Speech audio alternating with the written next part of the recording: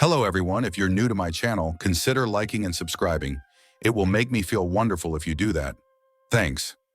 By the way, I also have another Naruto and Luffy fanfiction channel. If you are interested, link is in the description. The Try Fruit by Angel666. Luffy is going to eat a single fruit which will give him 3 powers of a paramecia, mythical zone, and a logia. I will not spoil anything else, and it is going to be a big herm. I don't own anything. Adios. In a world that is divided into 4 oceans, you have the North Blue, the East Blue, the South Blue, then the West Blue, and our story takes us to an island that is located in the East Blue, and the island is called Dawn Island, and in a cozy little village we find a bar that is kinda rowdy with a 7-year-old in the middle of it all when sudden the door was kicked in and a tall man walks in and said, "Excuse us," then after looking around he said, "So this is what passes as pirates around here, what a sorry bunch." Then as he gets to the bar disturbing a red-haired man who was eating, a young green-haired girl walks over and said, "Hello, how can I help you?" The lead man said, "We are bandits from the mountain, we didn't come here to wreck the place, we came here for some sake, I think 10 barrels would do the trick." "Oh, I am sorry, but we just run out of sake," replied the green-haired girl.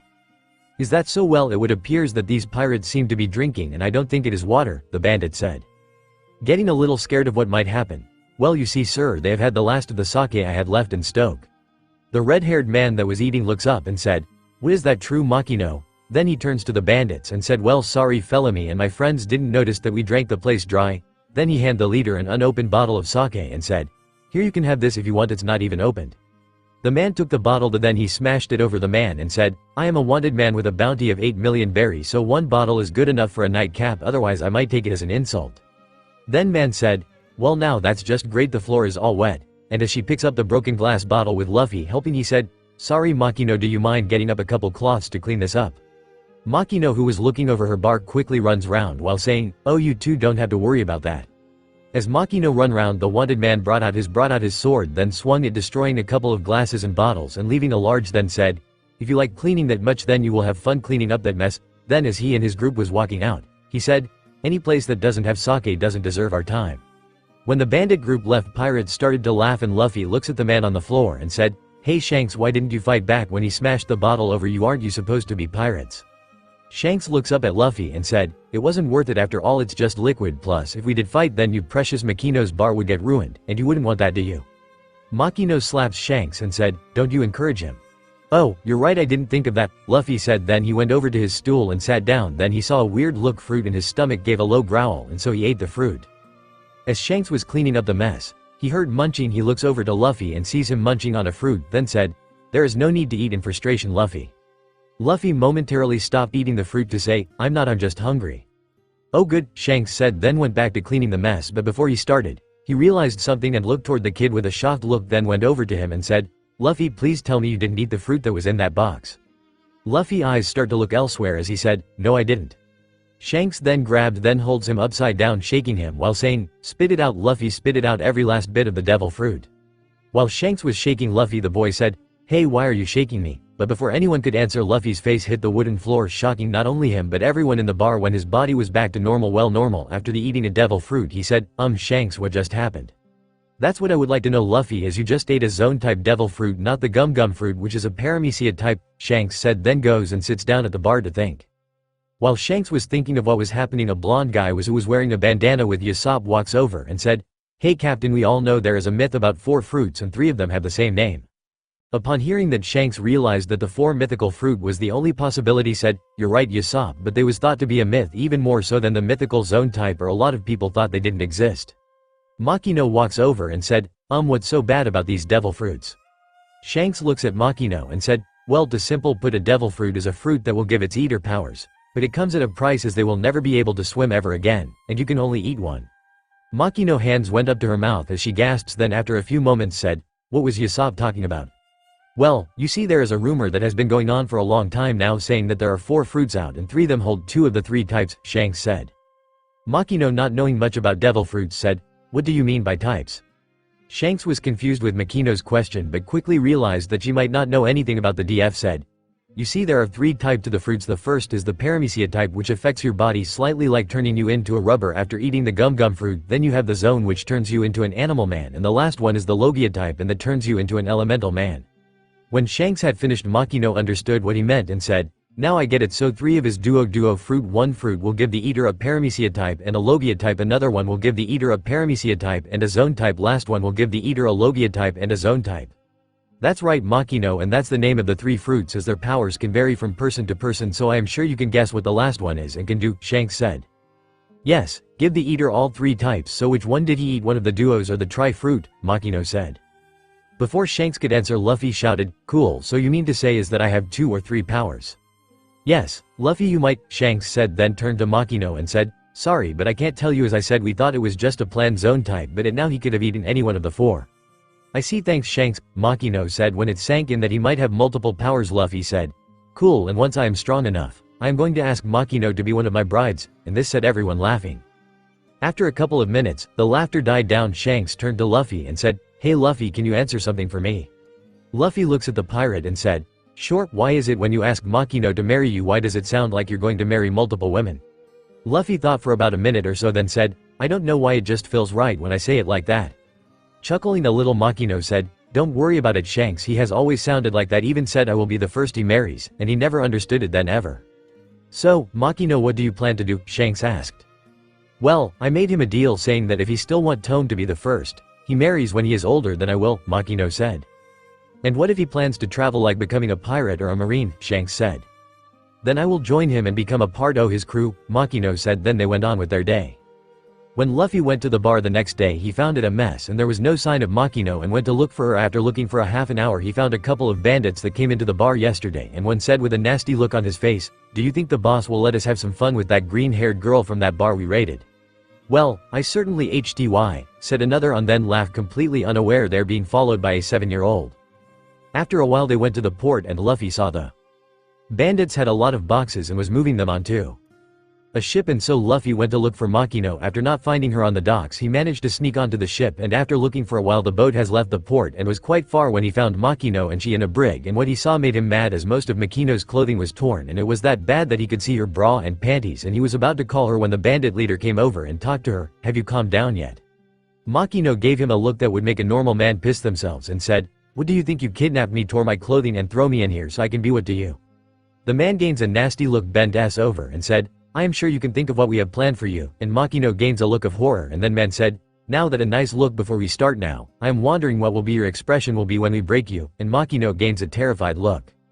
When Luffy saw the look on Makino's face, he began to growl, which alerted everyone there, and they Luffy on all fours, gaining blue fur and 9 tails. When the transformation was complete, he was a 9-tailed fox with a white mane, and around his paws and at the tips of each tail was on fire, and he had a yin-yang symbol on him. Look at cover image just without the ribbon. Then the man said, well now at the cleaning brat from yesterday, why are you here, come to forfeit your life? But all he got in response was a threatening growl, and the man turned to his men and said, well what are you waiting for, go get that brat. Makino quickly shouted, run Luffy, don't worry about me, just get out of here.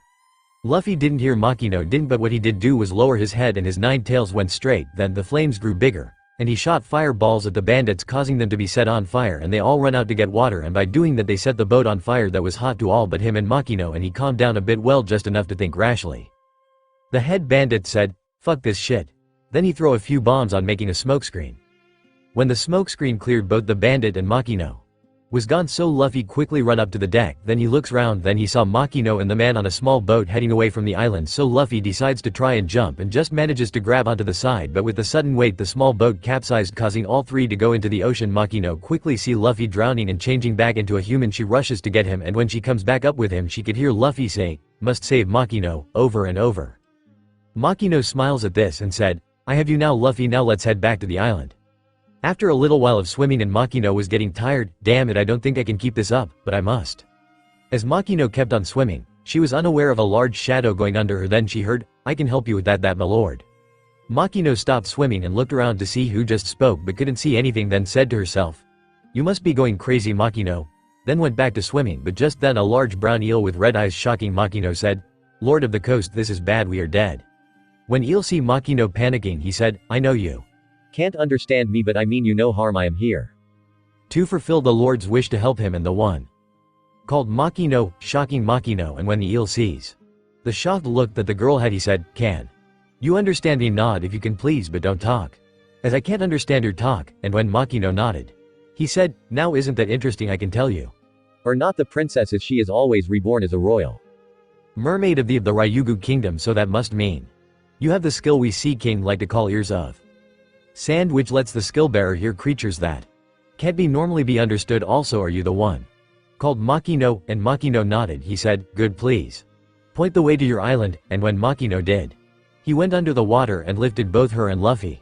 And while heading back to the Dawn Island, the Sea King explained, said, Makino, you have to listen very carefully because at some point during that boy's 16th year he will gain the ability to speak and understand as Sea King, as he is the reincarnated king known as Joy Boy, just like the current mermaid princess is the reincarnation of Poseidon. So it is important that nobody finds out until he is ready for the world to know, and they have both met except the people you trust, and I must say that he will need multiple mates. Shocked by this news, she said, so that why he said that it feels right when he said one of her the first. Then she looks down at Luffy with a soft smile and gently stroked his hair. When they got to the island, Makino sees the mayor, Shanks, and his drew at the docks. The red-headed pirates was getting ready to attack the Sea King, and before they could, she quickly stands up on the king's head and shouted, Shanks, stand down or I will not serve you in my bar for the rest of your stay here, shocking everyone that Makino was on top of the Sea King's head. Seeing no other option, Shanks said, well, you heard her crew, either we put our guns away or not get served. Then he puts his gun away and soon his crew did the same. Then he said, also close your eyes, as Makino has barely any clothes on. And the Sea King gently lowered its head to the earth, and when it did, Shanks, who had his eyes closed, went up to it quickly but ready to attack to get Luffy and Makino passed Luffy to Shanks, who then passed him to his first mate, then went back to get Makino, and when she was on the ground he gave her his coat to cover herself and the Sea King retreats. Makino took the coat and said, thanks Shanks. Shanks opened his eye and said, not a problem Makino, so what happened and why did that Sea King give you a ride back? Could you and the mayor meet at my bar in about an hour? I need to dry myself and get new clothes, and so does Luffy, Makino said. You're right Makino, Shanks said. Then they went on their merry way, and after the hour Luffy, Makino, Shanks and the mayor was at the bar, and Shanks said, okay Makino, what happened? Makino took a deep breath, told them what happened and described Luffy's Kyuubi's form and told them where they are located. Then Shanks said, well, that explains the symbols suddenly appearing at that location. I had heard that some people gains one thing from their animal from, like if an animal ate the human fruit and their human form will have fur. Then Makino continued her story, including what the Sea King said, and the mayor said, Makino, how is it that you could understand the beast? Well, the Sea King said that as I wasn't one of the two rulers, I have a skill he called the ears of sand, an ability that allows humans understand them and vice versa, Makino replied. Shanks, who was laughing, stood up and walks over to Luffy and said, you hear that Luffy, you're going to be a ruler as you get older and have multiple life you said, and as he went to pat him on the back. But his hand went through him, shocked by what happened. The red-haired pirate hit the table and yelped in pain. Then said, well, I guess we know the mythical tri fruit exists, so maybe the three duo can. Then looked at Luffy and saw black vapors coming off Luffy, then said, so he is a rubber, a fox man and a darkness man, not that one combo I don't want to face, plus the fact that he can spec to Sea Kings at some point when he is 16. Then he looks over to Makino and Luffy and said, but you don't need to worry, as I wouldn't tell anyone about Luddy being Sea King royalty or that he has eaten the tri fruit. Same here Makino, said the mayor. Thank you both of you, Makino said. Then she looks around her bar, as I need to tidy up this place. Luffy looks at Makino and said, well, you can count on me to help you Makino. Makino goes up to Luffy and hugs him and said, thank you Luffy for what you did today and for the help. No problem Makino, and maybe I can practice with my powers, Luffy said. The mayor stands up and said, well, in that case I better get going and do my mayor duty. Shanks then said, me and my crew will help you out Makino. Later that day, when Makino was home alone, she goes into one of her cupboards and pulls out a violet, spherical shaped fruit with a stem sprouting out of the top, with swirls that go in a curly S-like pattern. Its overall appearance greatly resembles a Yubari king, says to herself. So I wonder what kind of devil fruit you are, and is it worth losing the ability to swim? Then she places it back. It has been a week since Luffy ate the tri fruit, has a little control over his powers, and right now at the docks with Makino and Shanks, and just made his declaration of becoming king of the pirates. And Shanks places his straw hat on Luffy and said, then I will leave this hat to you, so take care of it, okay? And also remember this, all the best pirates have territories, so build your own. You got it Shanks, and once I am king, I will return your hat, then I am going to make Makino my first queen, Luffy said. As Shanks was walking to his ship, the thought, well, if that Sea King said is true, that some humans can understand them with this skill ears of sand, then my old Captain Roger might not be crazy after all, and that Luffy, this mermaid princess, the two rulers that he said, then Luffy is destined to be a king. But it doesn't say which king. It has 3 years since Luffy had eat the tri fruit, is training with his powers, and right now is currently running through a forest with another kid that is a couple years older than him, when Luffy suddenly stopped and looked around. The other boy noticed this and stopped as well and said, Luffy, what's wrong? Luffy turns to the boy and said, it's nothing, Ace thought I heard something, so let's continue. As the two boys was about to continue with whatever it was, they was doing, Luffy heard a feminine voice say in a pained tone, please someone help me. Luffy looks at Ace and said, okay, that time I heard something, and it was asking for help, and she sounds hurt. Ace looks at Luffy and says, are you, cuz I heard nothing. Luffy said nothing and went to look for whoever's in trouble, and after a little while of searching, Ace found what Luffy might have heard and said, over here Luffy, I think I might found what you was looking for, and Luffy came over and saw a fox white as snow and was covered with blood. The fox weakly opened its eyes and in the same voice that Luffy heard said, who are you? Someone to help you, I think, Luffy replied as he gently picked her up. Ace looks at Luffy confused and asked him, Luffy, who are you talking to? Luffy turns to Ace, points to the fox and said, her, after all she was speaking. No, she wasn't Luffy, all I heard was yipping like a fox does, Ace said while looking at the fox. Before turning his attention to Luffy he asked, so what are you going to do with her? The only thing I can do, go to my village and ask Makino for help, Luffy said as he turned into his hybrid form, then gently placed her in his tail's full kitsune, then quickly run off to see Makino and get her help. Ace looks in the direction that Luffy went and with a sigh he said to himself, guess I better tell Dayton that Luffy won't be around for a few days. They headed up the mountains. When Luffy got to his village he turned into his hybrid form, then took the fox in hand, the full human, then headed to Makino's bar. When she looked up from cleaning a table and saw Luffy and somehow missed the injured fox, said, hey Luffy, what brings you here? Well, I was in the forest with Ace when I heard this female voice asking for help, and so we looked, and Ace found this fox who spoke to me, though Ace thinks I made it up, Luffy said. Finally noticing the bloody white fox, she said, oh my god, come in and head upstairs, then place her on the table and I will take a look, and if it not serious I might be able to pack her up. And Luffy did as Makino asked while she got a bowl of water and a cloth once. Then Luffy went to the sofa while Makino cleaned and looked the fox over, then sighed in relief, then said, well Luffy, these wounds aren't too serious so I can patch her up. And so she did, and once she was done she said, there you go fox, all patched up. When Luffy heard that Makino was done he headed over and said, so what do we do about her? Makino looks at Luffy and said, well first we are going to let her rest, then you are going to ask her what she want to do. What do you mean? Luffy asked. What I mean is you said that you can talk and understand her, right? Makino said. Would you believe me? But Ace didn't, Luffy said. Well, I see no reason you to lie to me about this, and then there's your devil fruit, as Shanks said that not much is known about, then so who to say that zone types can't speak and understand their animal types, Makino said. What does that mean? Luffy asked, all confused. What I mean Luffy is if someone ate a bird type then they might understand bird, Makino said, then point to the fox that is on the table and said, or in your case foxes. So, what you mean is that the reason I could understand is because of my zone power as it's a fox, Luffy asked. That's exactly what I'm saying, Luffy, Makino said. Then she went and got some food and water for the fox, then went to finish closing the bar. After an hour then Fox came to look around and saw two bowls, one of water and the other had food, and then continued to look around and was the boy that saved her asleep. So she gets up and has a drink, and as she gets up, she is drinking, she heard, oh you're awake. Not expecting this caused the fox to jump and looks to where the voice came from to see the boy awake, and she said, where am I? You are at someone I care very much about, and she took care of you, Luffy replied. The fox was shocked by the reply, said, wait, you can understand me. To tell you I am not quite sure about that either, but Makino, the girl that took care of you when I brought you here, said that it might because of the zone of my devil fruit and zone power in general that you can understand that type of animal. As I a foxman I can understand all foxes, Luffy replied. Really? Said the fox, and when Luffy nodded she asked, mind if I see you fox form?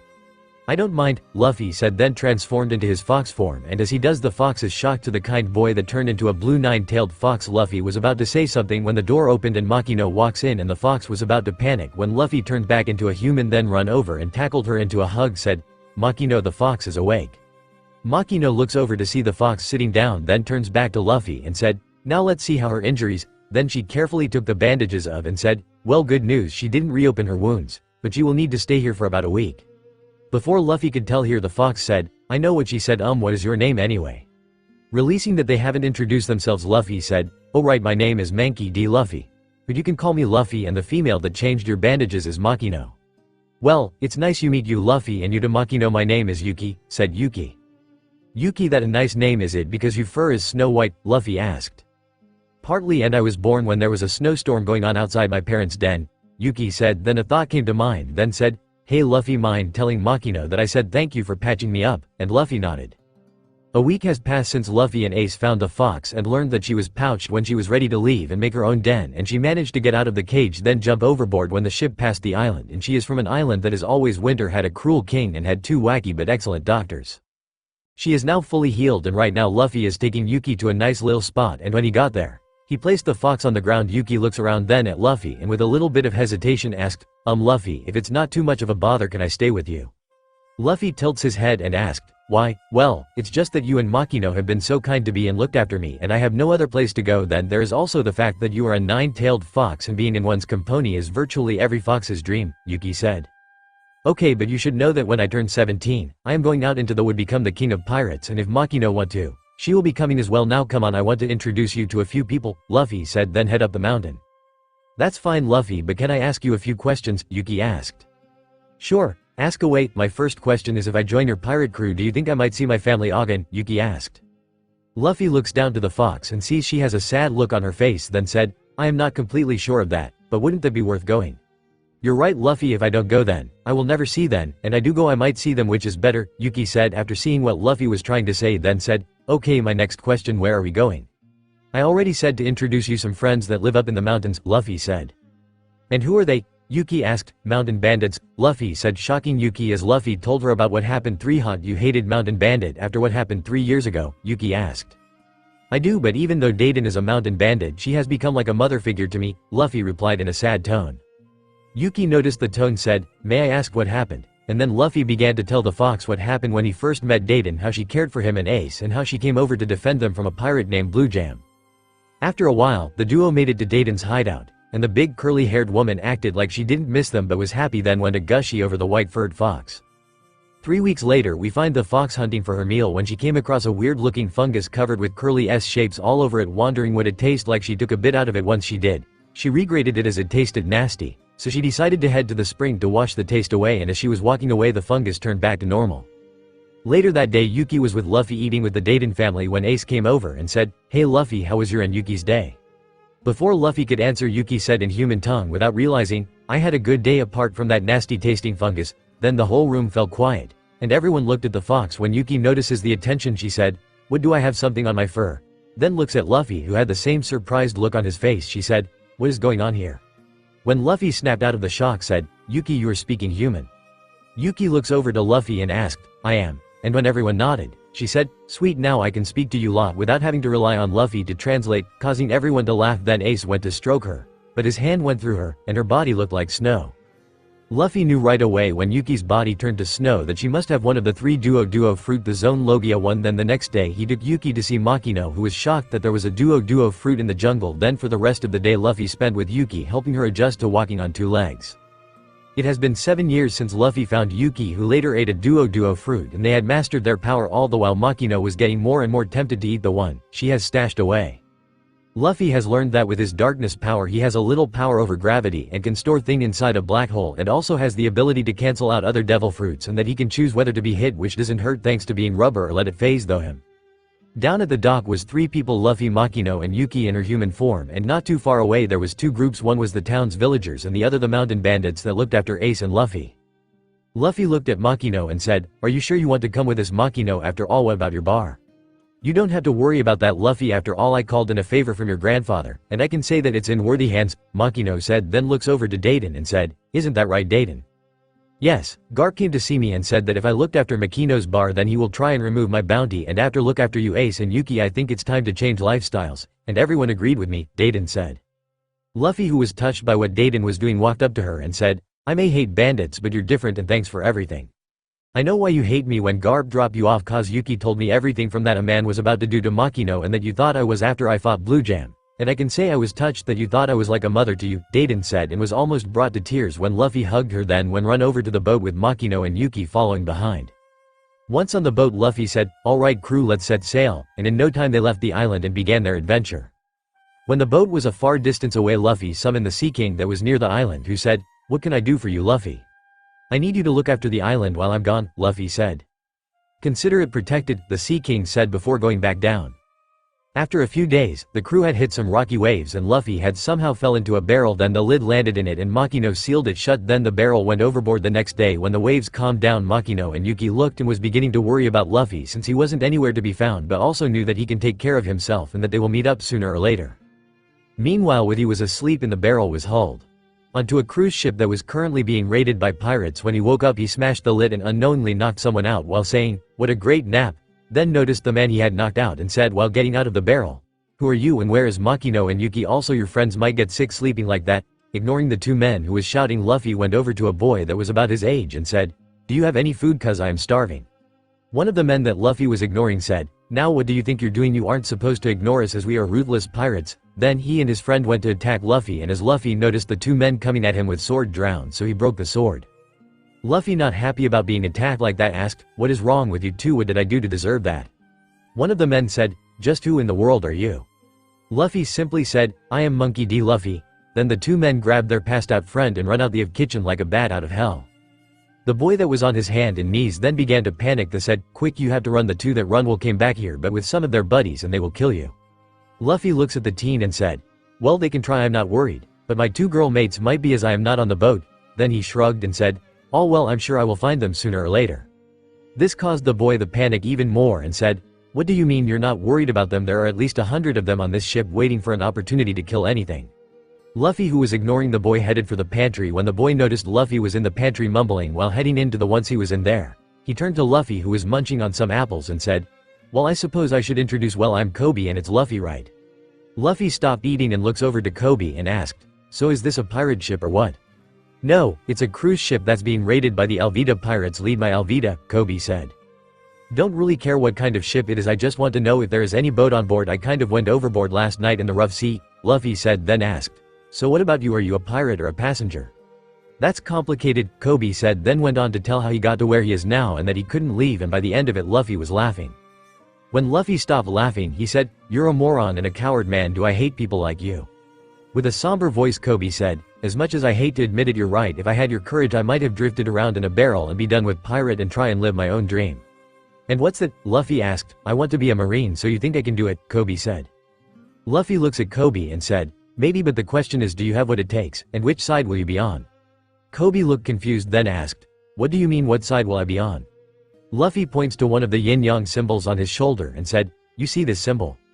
Kobe nods and said, "Yes, but what does it mean?" Luffy said, "It mean balance. With good there must be bad and with light there must be darkness, but if look inside both side you will see small circles. Now what people will look like the good people and there will good people that will look like bad people, understand?" "I think so," Kobe said, understanding a little of it, then said, "How do I know which side I'm on?" "Simple, just keep why you want to join them, pure like to catch wanted pirates and bandits and not for power." "So, you know my dream, so what about your dream?" Kobe said. "Oh, that easy, I going to become king of the pirates," Luffy said, shocking Kobe once more. "The king?" Kobe asked. "Yep," Luffy replied. "You're serious?" Kobe asked. "Yep, after all, according to some sea kings I'm one of the rulers," Luffy answered. Missing the sea king part, Kobe asked, "What about your crew?" "Just 2 females right now and they're out there most likely looing for me," Luffy said, knowing they will meet up again. "And that would mean that you're a pirate," Kobe said. "Sure am," Luffy said. All of a sudden Kobe stands up and said, "That title is only given to those that has obtained everything that the wood has to offer, wealth, fame and power. So you are looking for the legendary treasure known as One Piece. But a lot of pirates are looking for that treasure." "Yes, but I have good reason that I will become king as I've been told," Luffy said. After hearing that, Kobe said in a non-believing tone, "Really, and who told you that?" Luffy said 2 words that almost gave Kobe a heart attack, "Sea Kings, plus I decides long ago that I will become king of the pirates, and if I have to die trying I die, and nobody can say I didn't try." Before anyone could say anything the roof broke and then a voice said, "What was that? Don't make laugh, there is no way you will claim it," then turned to Kobe and said, "Kobe, who is the most beautiful woman on the sea?" Before Kobe could answer, Luffy said, "Well, I can name you 2, one is Makino, and the other is Yuki." Everyone that was in earshot had dropped their jaws, and one of the pirates that was on deck said, "That not good." As Alvida swing her club down, she tells, "You fucking bastard." Luffy jumps out of the way, grabs Kobe, then jumps onto the deck after making quick work of the pirate on the deck, which ended shocking everyone when Luffy run past a mast, then grab it stretching his arm, then he said, "Gum gum rocket." Then he goes flying back, knocking everyone over. Alvida walks up and said, "You have eaten the devil fruit." Luffy stood tall and said with pride, "Sure did, not telling you which one though." "Huh, and here I thought there was a legend of them, but you are the first person I have seen that has them," Alvida said, then goes on to say, "I must say you have some skill, more so than the average deck swabber, so I have so ask." "Go on," Luffy said. "Are you a bounty hunter?" Alvida asked. "Nope, a pirate," Luffy replied. "A pirate won these waters, so what about your crew?" Alvida asked. "Well, at the moment there is only 3 of us, but hey, just started out," Luffy said in a nonchalant way. "So, boy, you and I are both pirates and not under the same flag, doesn't that make us enemies?" Alvida asked. Kobe, who is by Luffy, whispers before Luffy could answer, "Hey Luffy, let's get out of here." Luffy, who is looking at Alvida, said, "I don't notice it." Then he turns to Kobe and said, "Why do we have to?" Kobe begins try and persuade Luffy to run but was cut off as he remembered what Luffy told him about his dream, then looks at Alvida and said, "You are the most ugliest this in the world and I am going to leave and join the Marines, and when I am able to I will be hunting pirate you your ugly ass down." Alvida, who is pissed beyond belief, raised her club and as he brings it down said, "You are so fucking dead." Luffy steps in the way and when the club hit him he just grins and said, "That doesn't work on me, I am made of rubber." Then he bring up an arm knocking the club out of Alvida's hands, stretching the arm, then as he bring it back to attack he said, "Gum gum pistol." And when the punch connected to the giant woman it sent her flying, then he turned to the rest of the Alvida pirates and said, "You lot go and find Kobe's ship, he is leaving right now." Scared of what Luffy will do, they said, "Yes sir," then scampered away to find a boat. Then all of a sudden cannonballs starting to rain down as marine ships showed up, but Kobe didn't want to go as they might mistake him as a pirate. Luffy sees a boat, then he grabbed Kobe and runs to it as he sends a small flame at the rope, burning the rope and dropping the boat to the sea, and as it hit the water Luffy hears a scream and saw a girl with orange hair and big brown eyes and smiles at her. Then two boats headed out on the separate ways and somehow escaping the Marines as Luffy and Kobe sailed. Luffy turned to Kobe and said, "So Kobe, do you know where we are heading?" "Well, I am no navigator, but I would say we are heading to Yotsuba Island tomorrow or the day after, and rumor has it that the famous pirate hunter Roronoa Zoro is being held," Kobe replied. "This Zoro guy, what's he like?" Luffy asked. "Unfortunately, I never met the guy, but from the rumors I've heard he is as violent as a demon and 3 times horrifying," Kobe said, then asked, Why do you want to know about Zoro?" Luffy give Kobe a big toothy smile and said, "Isn't it obvious I am going to need a skilled crew for where I'm going?" "Oh, that's right, you're going to after the elusive treasure One Piece," Kobe said in realization, then went on to say, "And for that you need to head to the Grand Line, which is also known as the Pirate Graveyard." "That's right, hence why I need a crew that's good at what they do," Luffy said. The duo fell into a comfortable silence and after a while Kobe asked, "Hey Luffy." Luffy looks at Kobe and said, "Yes, you mentioned you have 2 other crew members, what are they like?" "Well, first you have Makino, she is sweet, caring and has always supported my becoming the Pirate King and had agreed to become one of my wives when I do accomplish it," Luffy said, then talked about Yuki. "Then there is Yuki, she is rough around the edges but once she gets to know you then you have a great ally or friend depending." "Wait, you said one of your wives, don't you mean become your wife?" Kobe said. "No, even as a kid I have always said one of, like I am going to have more than one lover, and a Sea King told Makino that I am a reincarnation of a sea ruler known as Joy Boy and that I am to have multiple mates," Luffy said. Looking at Luffy like he has gone mad, Kobe said, "But the Sea King are monsters, no one can control them." "That's not entirely true because there are only 2 people that can. One is a mermaid princess who is the reincarnation of Neptune and the other one is the reincarnation to Joy Boy, but a small number of people can understand them cause they have something that the Sea Kings call the Ears of Sand and Makino has this gift," Luffy said. "That sound like a good story on how she found out she has that gift," Kobe said, then asked, "Mind if I hear it?"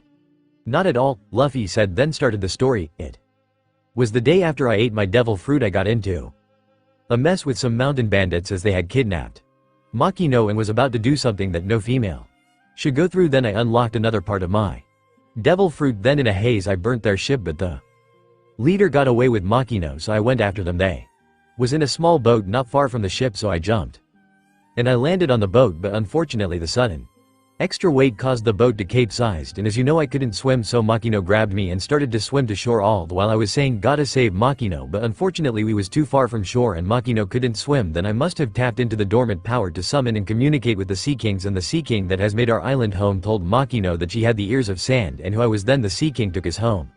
"Wow, that's some story, Luffy," Kobe said, then began to chat about all kinds of stuff, and when it got late, they went to sleep.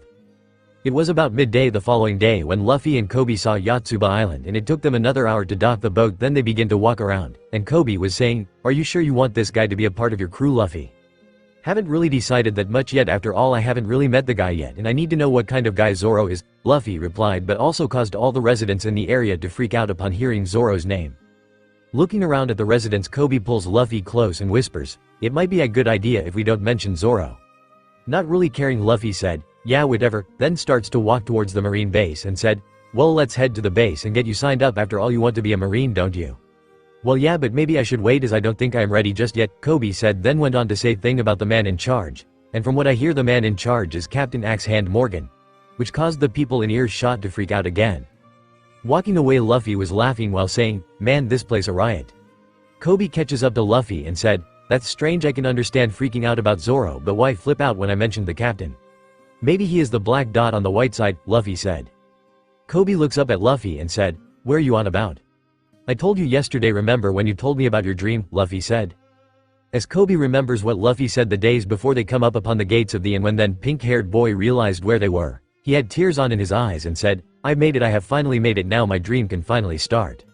While Kobe was talking, Luffy begins to climb the wall to see if he can see the Zoro and said, "Now where is this demon?" "The Marines wouldn't have him outside, they'd probably have him in the deepest holding cell they have," Kobe said. Luffy jumps down and said as he goes left, "I see someone, maybe it's the demon known as Zoro. So I am going to get a loser look." Then once Luffy is back on the wall, he said, "Come on Kobe, get up here and take a look." ASL Kobe climbs the wall. He said, "I am telling you Luffy, there is no way that it—" Then he stops dead in his tracks as he sees a bloke wearing really dark green trousers and a bandana, a white shirt and a green haramaki, then said, "I can't believe it, it's really him, it's Roronoa Zoro." "So that's Zoro," Luffy said to himself, then turned to Kobe and asked, "He could just walk away if we untie the ropes." "Are you nuts? There is no way what a bandit like him would do if we did that. He might kill us," Kobe shouted, then realized who he was talking to, then said to himself, "Oh yeah, he is. You worried too much, I can protect us," Luffy said. "Yep, he is nut. I feel sorry for Makino and Yuki and all his future lovers as they had to deal with him," Kobe think to himself, and unaware of what he just thought caused quite a few girls around the world to sneeze. Upon hearing some commotion, Zoro looked up to see Luffy and Kobe, then said, "Hey you two," causing Kobe to panic. Then Zoro said, "You're an eyesore, fuck off." Kobe panicked, then goes over to Luffy and said, "Luffy, there is absolutely survive if you have people like him on your crew." Then a wooden ladder was put up right where he was, causing Kobe to look over and sees a little girl about 6 or 7 years of age coming up the ladder. As she looks at the two teens, she dies the shushing motion, then looks around, then lowers some rope and climbs down, then runs over to Zoro. When Kobe sees this, he says to Luffy, "We have to do something Luffy, cause if we don't then she will be killed, but the Marines are by the demon himself." When the girl got to Zoro, the then late teen said, "What do you want?" "Thought you might be getting a bit hungry, do I made you some onigiri," the girl replied. "Beat it kid unless you have a death wish," Zoro said. "But you haven't really had anything to eat since you got tied up," the girl, as she opens the warping, then offers them to Zoro with a, "Here, I think they turned out fine as I never really made them before." Zoro was a little surprised by what the then said, "Listen here kid, I'm not hungry, so get lost as you're annoying me." But the little girl said, "I might not like to kick a kid's asses, but I will if I have to." "Little girl," Zoro said. Unaware to the teen and kid, the gate opened up and 3 people walk in, 2 of which was Marines and the last was a boy that looked like he was a year or 2 older than Zoro, and he said, Now no one like a bully," and when he got closer said, "Roronoa Zoro, you seem like you are handing this loke, it's a piece of pie." "It is," Zoro replied. Back with Kobe and Luffy, the latter said, "Hey look at that weird guy, who do you think he is?" Kobe said, "I don't know who he is, but he must be with the Marines, now we know the girl is safe." As Luffy got a good look at the guy, he knew what type of guy he was and said, "I wouldn't be so sure about that Kobe." "What do you mean?" Kobe asked, looking at the Straw Hat Pirate. "Just watch," was all Luffy said. Back with Zoro and Ko, the guy said, "Looky here, I spy some tasty looking onigiri," then he snatches one. "Hey, that's not for you," the girl said as the guy took a bite out of the onigiri. When the guy took the bite, he spits it out and said, "That way too sweet, you are meant to use salt not sugar, what kind of idiot are you?" "But I thought it might taste better if they were sweet," the girl said. But the guy didn't listen and said, "Give me that," then whacks the other onigiri on the ground and stomps one it. "Hey, what are you doing? Stop," the girl said, trying to get the blonde-haired man to stop. Back with Luffy and Kobe, the latter said, "Is this what you mean Luffy? That's just awful. I know, and if Makino was here, she would be over there ready to give the guy a slap across the face, one for what he just did to the onigiri and another for trying to make the girl cry," Luffy said. Back with the girl, when the guy stopped, the girl said with tears in her eyes, "But I worked so hard to make those." "Well, that's too bad," the guy said. The goes to pull something out while saying, "I guess you haven't read the notice that's been posted."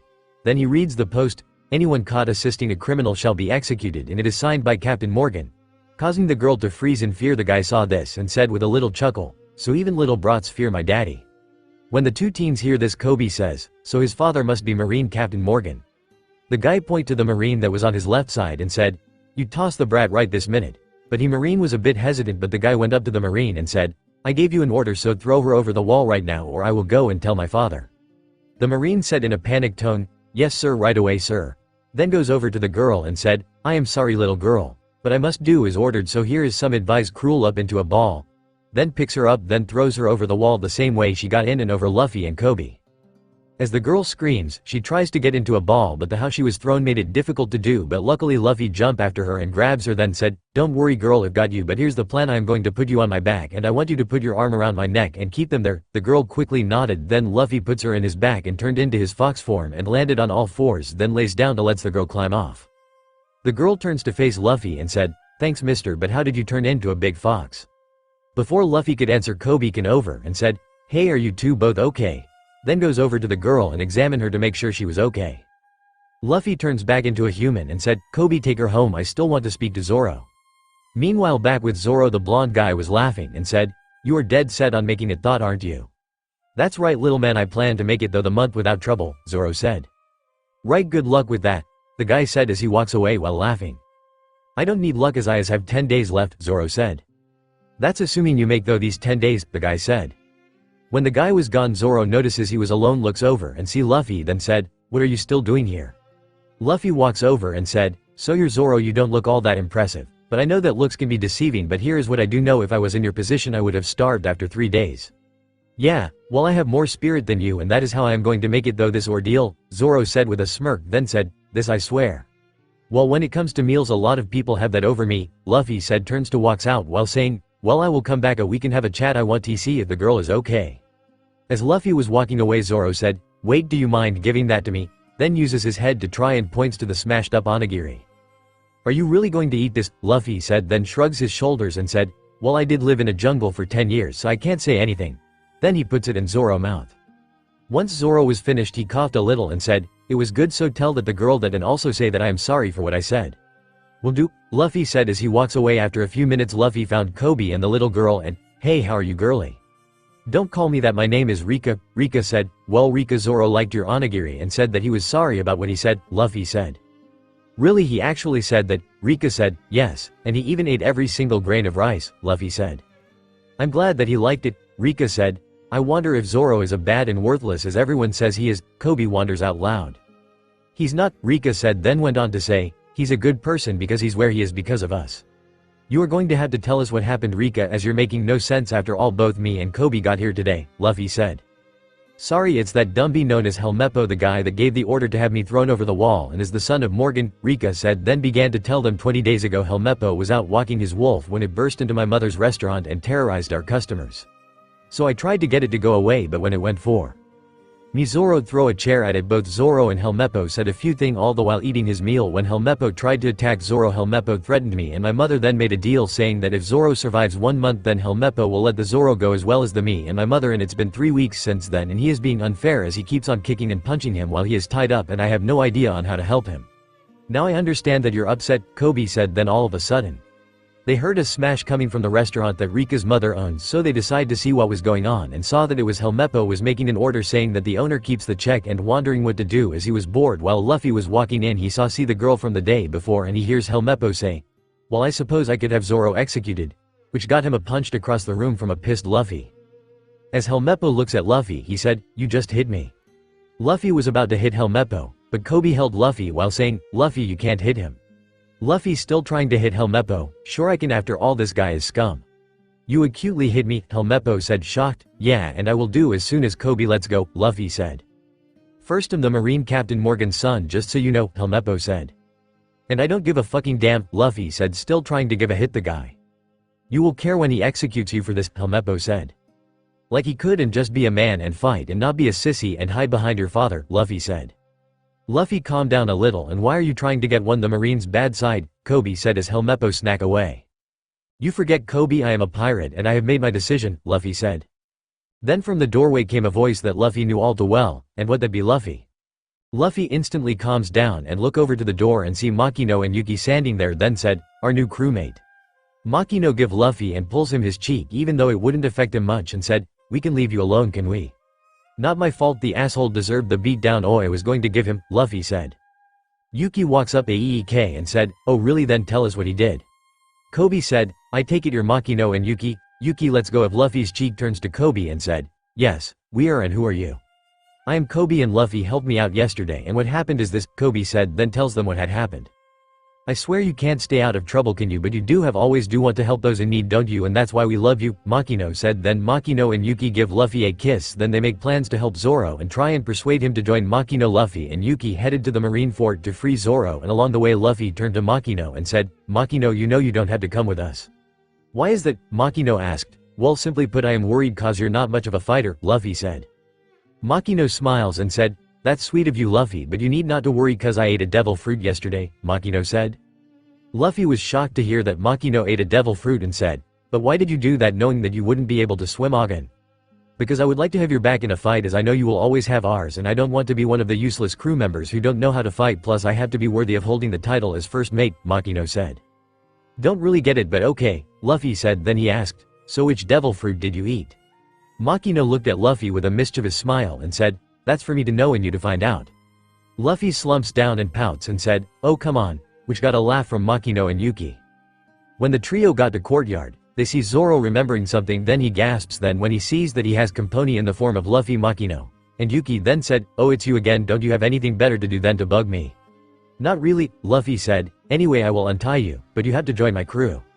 Makino whacks Luffy on his head and said, you can't force people to join our crew. Then she begins to grill Luffy.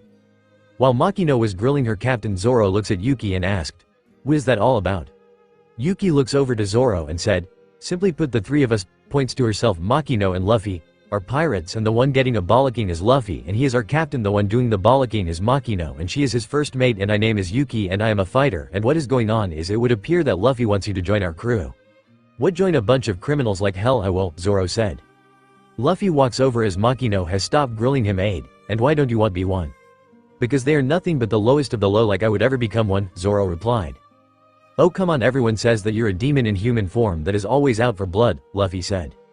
Like I care on what people say about me, I haven't done anything that I regret, Zoro said. Then with a determination on his face and held it in his voice, I will make it through this, then I will head out to accomplish what I set out to do.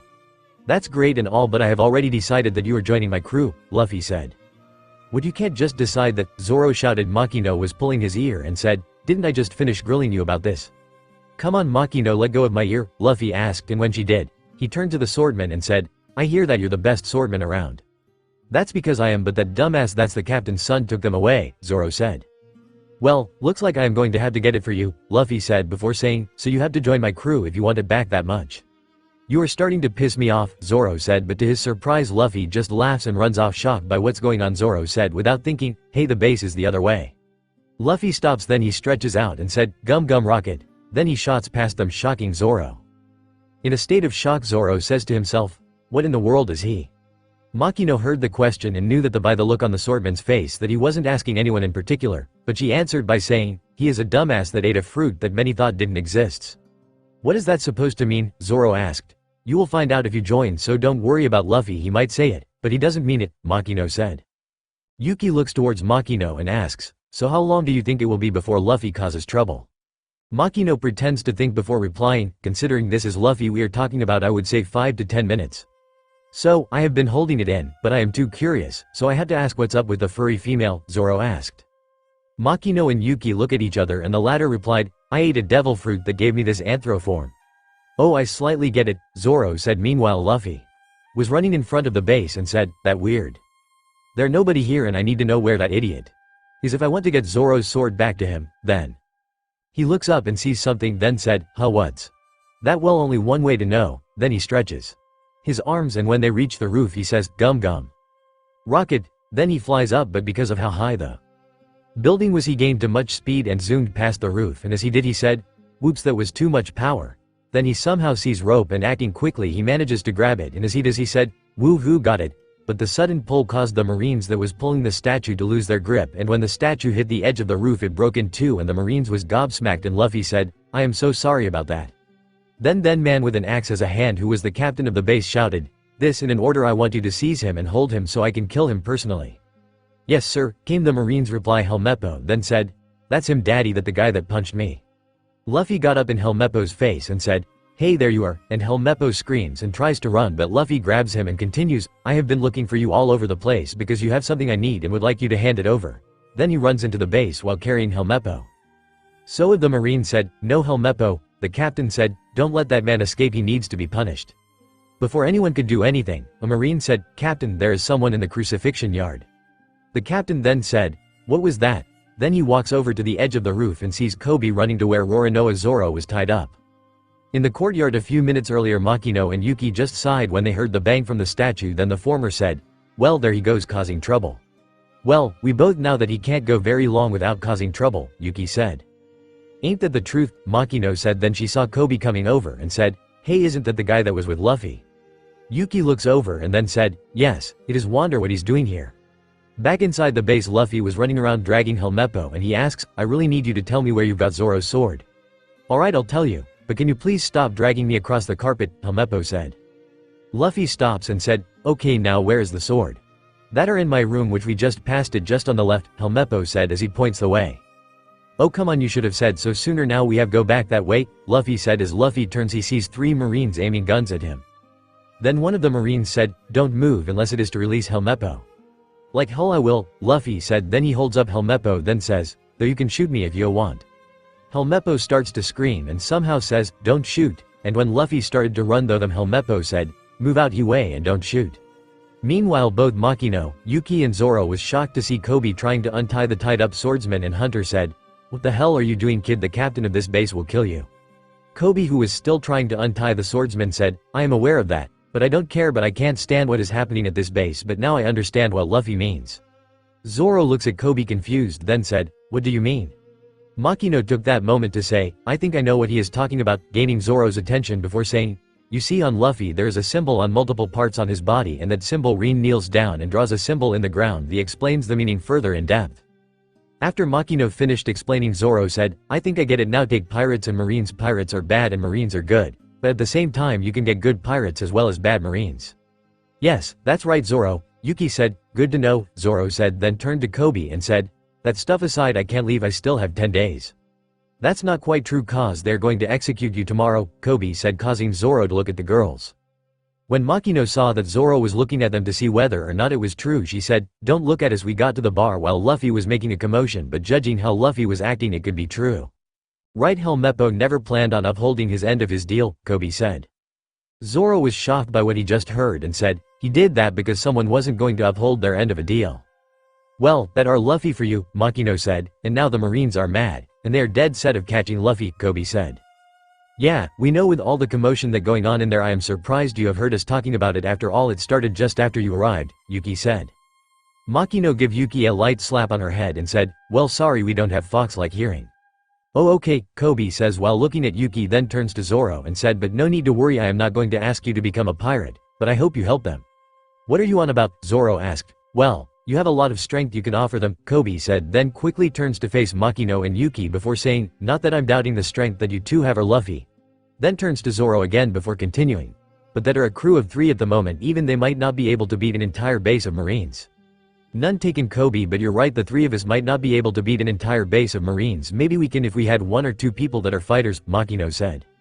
"See, even Makino know that Luffy is the only one that can save you from getting executed, and you have the strength to save them from a similar fate," Kobe said. Before anyone could say a thing, the captain showed up and said, "This is the end of the line for you traitors." "Oh, and how are we traitors after all? None of us work here?" Yuki asked.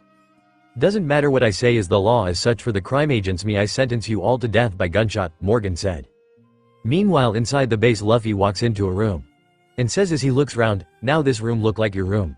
Then he see 3 swords. Bingo, there it is. Once Luffy was where the sword where he says, "One moment, there are 3 here." Then looks at Helmeppo and said, "Hey weirdo, which one is Zoro's?" But not no reply, then said, "Huh, guess he passed out." Then he drops him Helmeppo, and as he goes to pick up the swords, he glances out the window and sees a squad of marines and armed and in positions to shoot Makino, Yuki, Zoro and Kobe. Down in the courtyard, Morgan said, "You lot have been pulling a lot of interesting stuff around here, so I have to ask, is this some sort of poorly executed coup, or did you conspire with the kid in the straw hat?"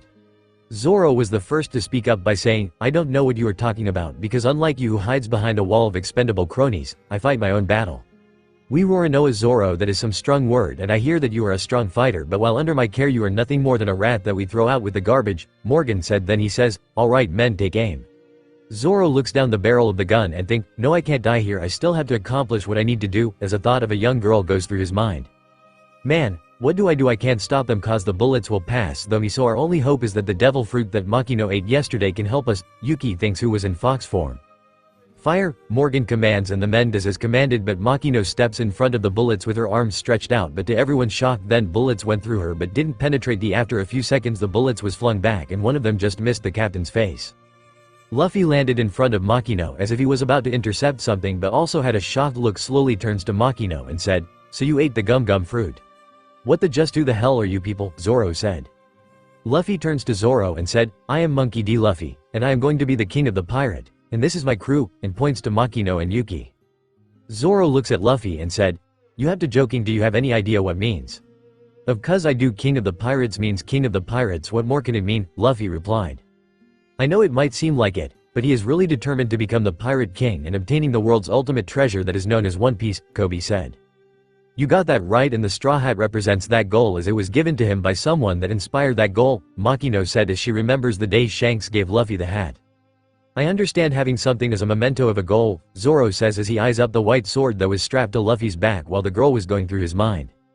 Luffy takes the swords of his back and says, "Here is what I promised. As you can see there is 3 and I didn't know which one was yours, so I took all 3 of them. All 3 are mine cuz I use the style known as Santoryu," Zoro said. "Santo what now?" Luffy said. All confused. Zoro sighs and thinks to himself, "This guy is supposed to help me get out of here." Then goes on to say it also known as the 3 sword style. "Don't worry about it, Luffy, all you need to know is that Zoro need 3 swords for his style," Makino said to Luffy, who is still confused. "Okay, so what it going to be, Zoro? Are you going to fight with me, which will make you an enemy of the government, or you can get killed off execution style?" Zoro looks at Luffy and said, "What are you, the son of the devil? After all, if I don't choose your side then I am dead on these sticks."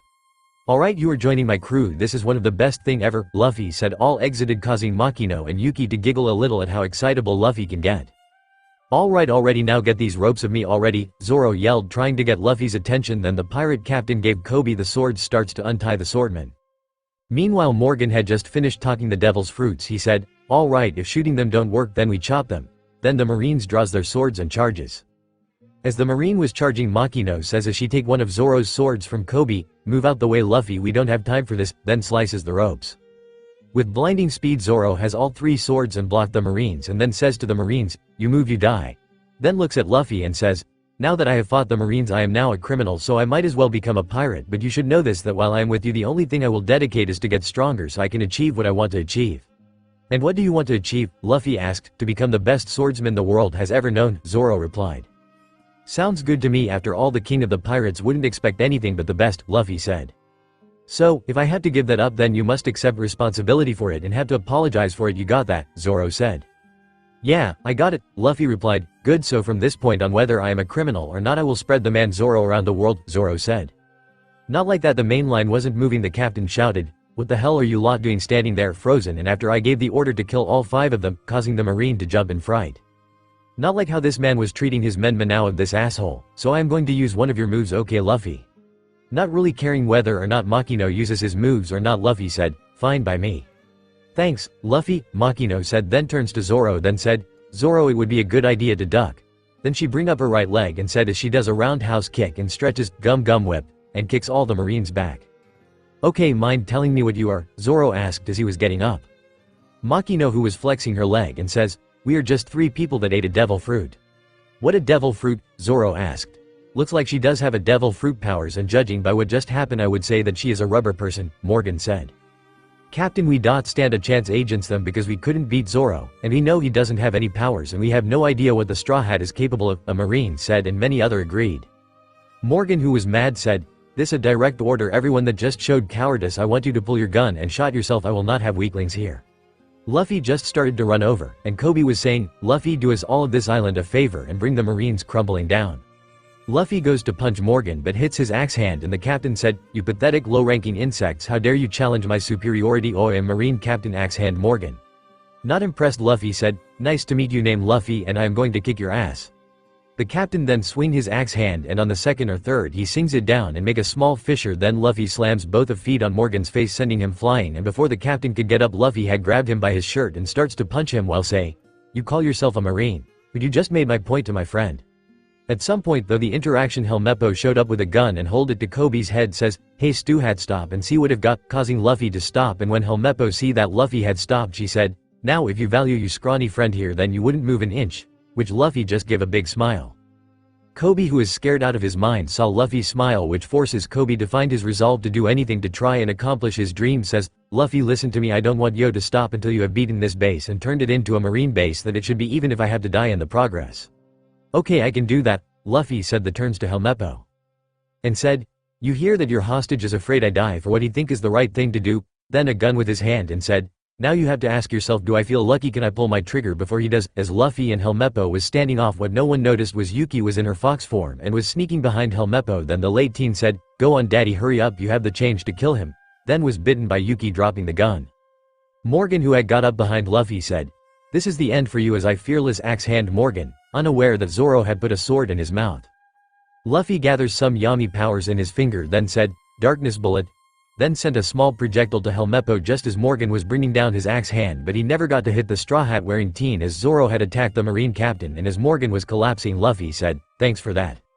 Zoro said with his sword still in his mouth, "No problem, just doing my job, Captain," and Luffy just smiles in return. With the marine they were all shocked but what just happened on said, "I don't believe it, Captain, Morgan has been defeated." As the pirates was gathering, they were looking around and Zoro, believing there was someone wanted to attack them for what they did to their captain, said, "Alright, listen up, if there anyone here what wants to try and get revenge, then try it now." The marines looked at each other, and what happened they did next shocked the pirates, caused the marines throw their hats and weapons up in the air and cheered, and someone said, "Yes, we are finally free, Morgan's reign of terror if over." Well, that was unexpected, they seem happy that their captain was beaten, Luffy said. "Maybe they were afraid of him for a long time, Luffy," Kobe said. Zoro suddenly collapses and Makino said, "What the matter, Zoro?" Zoro looks at his second in command and said in a weak voice, "Not much, just super hungry."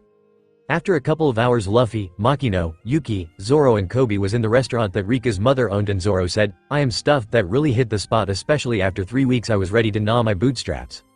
"Are you really? Don't, you're a lightweight," Luffy said as he continues to eat something. "What I want to know is that how you are still eating when I haven't eaten something in weeks," Zoro asks.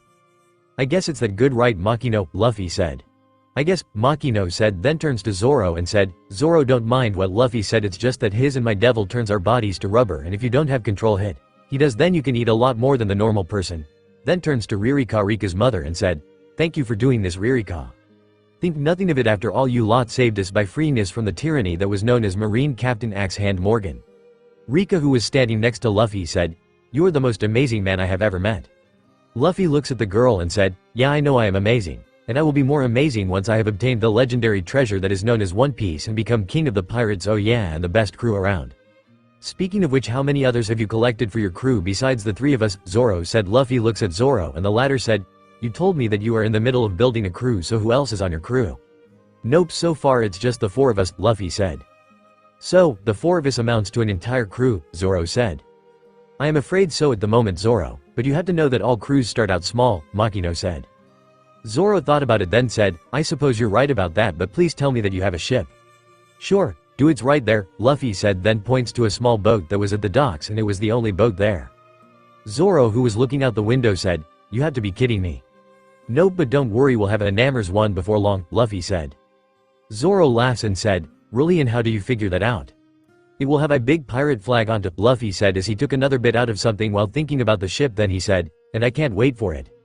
Kobe laughed a little, then said, "I think Luffy was born without the ability to think thing like the rest." "Well, you're half right, Kobe," Makino said. Kobe looks toward Makino and says, "What do you mean, Makino?" "Well, he has never had the brain power to make plans, but then there is the fact that his grandfather used to take him to dangerous places to train him, and I think he hit his head hard at these places," Makino replied.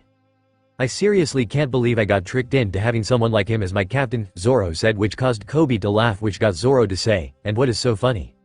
Kobe somehow stopped laughing long enough to say, "If it makes you feel better, then there are several women out there that have to put up with him more than you." Zoro gains a confused look and said, "Where are you talking about?" Yuki knows what the young boy was talking about, turned to Zoro and said, "We will tell you once we leave." Rika looks at Luffy and said, "Luffy, what will you and your crew be doing once you leave here?" "Well, I thought that much was obvious, we will be going straight to the Grand Line," Luffy replied. Kobe, who was having a drink at the moment, spit it out and said, "Have you completely lost your mind? There is no way that you are equipped to take the Grand Line one with only 4 members." Well, I have heard of it thanks to travelers, but I never knew it was such a bad place.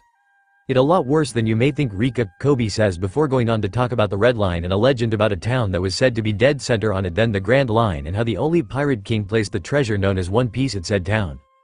And when Rika is in bed, I hear from passing customers that any that goes in there doesn't come out alive because it is a massive battlefield, some even calls it a pirate graveyard, Ririka said. Luffy, not fazed by what he just heard, said, well, that too bad because that is where the One Piece is located, so that is where we are going. Zoro leans back on his chair and said, well, then I guess we have to live with it. What, you can't just agree to go straight to the Grand Line, Kobe said. And why do you care where we go? You're not coming with us, are you? Zoro asked. Well, not really, but I still worry, and is it so wrong so care about my friends when they go to a place like the Grand Line? And I know that me and Luffy haven't known each other for years, but I still consider him my friends, and that make you three my friends as well, wouldn't you say? Kobe said. Well, of course we are, even though we have to part there is nothing stopping us from staying friends, Luffy said. Makino walks over to Kobe and gives him a warm smile and says, that's Luffy for you, he has always had the ability to make friends with anyone and gives them the confidence they need to go for their dream. Kobe thinks back to when he met Luffy the day before, then realizes what she was talking about, then said, that I am aware of. Makino nods and said, good, and because of what Luffy just said you have me and Yuki as your friends, plus what makes you think that when we go to the Grand Line it will be still the four of us?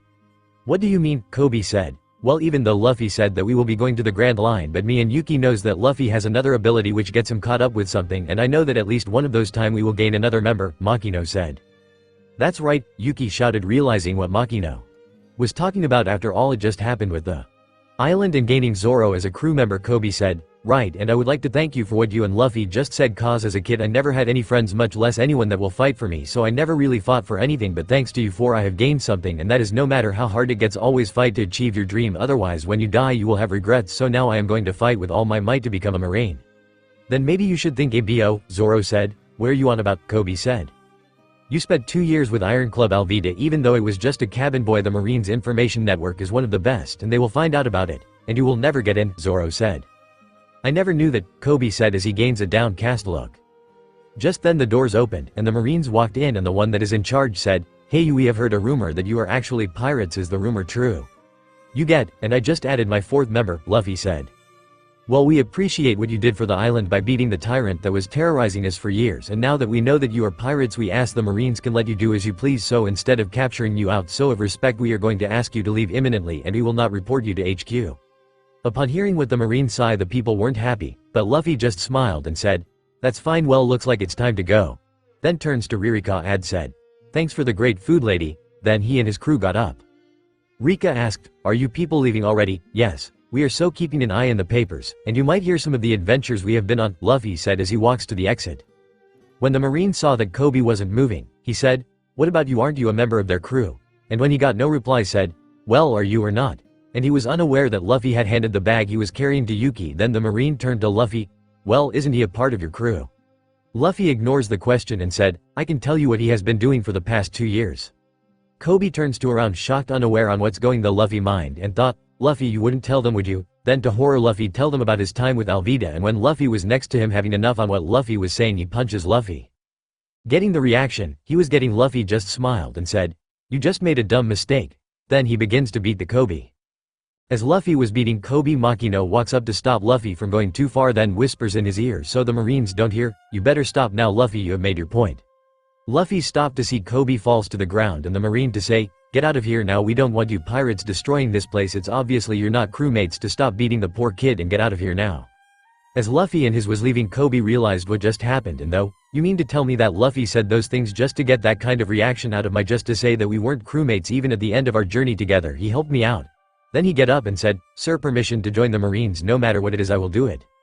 As the Marine was thinking about it, another one walks up and said, sir, I can't say I trust, as there have been cases where Marines have actually been pirates. I suggest we do a background check first. Kobe then said, no matter what happens I will become a Marine. The lieutenant walks past Kobe and says, I can't tell you how many Marines have been killed by pirates over the years, and this is a big step you are about to take, and with that being said, your permission to join has been granted. Kobe turns around, salutes and says, sir, thank you, sir. Down at the dock the crew was walking down to their boats and Zoro said, that was good acting you did back there, I wouldn't be surprised if the Marines also caught on. Be as it may, it should help Kobe get into the Marines, Luffy said. And thanks to that we are leaving this place in a very pirate-like manner, as the town now hates us, Yuki said in her fox form. Makino looks around and said, I wouldn't be so sure about that. Before anyone could say anything, they heard someone shout, Luffy. Then the 3 other members turned to see Kobe and about half of the townspeople at the docks, and Kobe saluted and said, Thank you Luffy, you have done more for me than I can ever thank you for. Zoro chuckled a little and said, well, that one for the history book, a marine thinking a pirate. As the pirate crew sailed off, Luffy shouted, if you want to thank me then become a great marine, then come after me to try and capture me if I have been caught by then. Luffy, you really think I can be that great? Kobe said to himself. Next to him Rico was waving while shouting, come back and visit someday. Then the marines somehow got past the townspeople and the lieutenant said, alright men, we are about to do something that is against marine law and will require a punishment, and that will be 3 days without food, do you understood? Sir, yes sir, the marine replied. Okay, then all hands salute, the lieutenant ordered. Then all the marines saluted the small crew of pirates, then said to Kobe, you have a great friend there.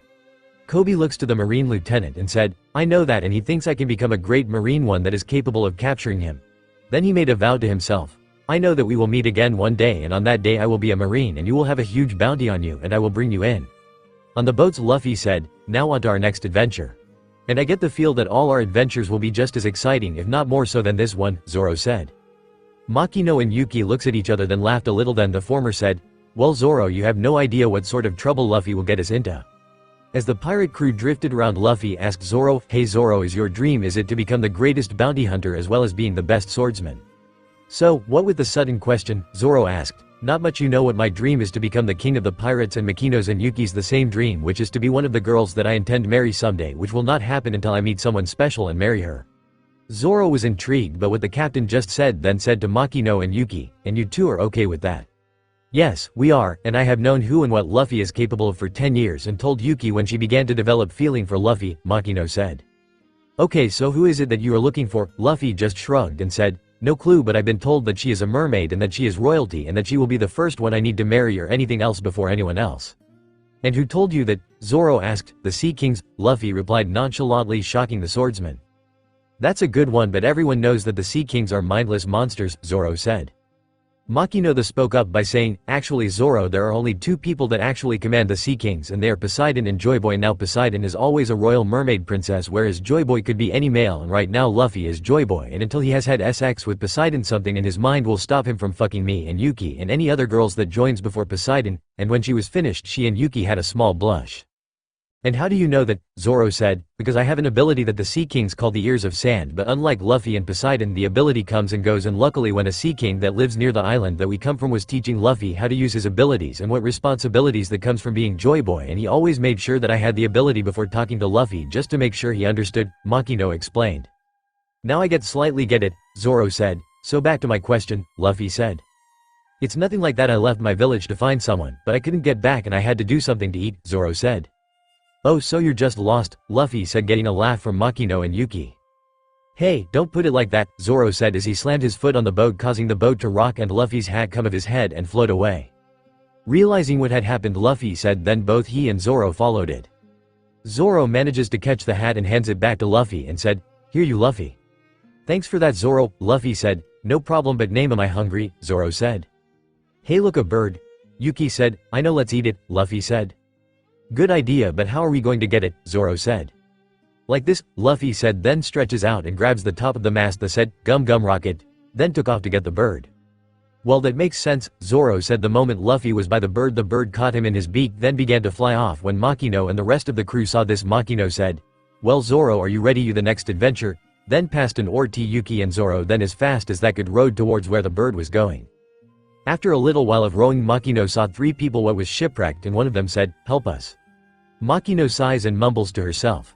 That just great to find a couple of people that are shipwrecked, then shouted, sorry, but we are in a rush, so jump in if you can climb in. What? They shouted, but somehow manages to get in. Zoro said, I am surprised you 3 got on board. Are you trying to kill us? The trio shouted. Then one of them said, well, no matter, cause we are taking over the boat as we are members of Buggy the Clown's pirate crew. Not liking what was just said, Makino said, I don't have time for this, Zoro. Known better than to cross a woman that is worried about their partner, Zoro quickly said, on it. After a quick beating, the members from Buggy's crew was now rowing the boat, and one said, we are sorry, we had no idea that the pirate hunter Zoro was on this boat, so can you please forgive us?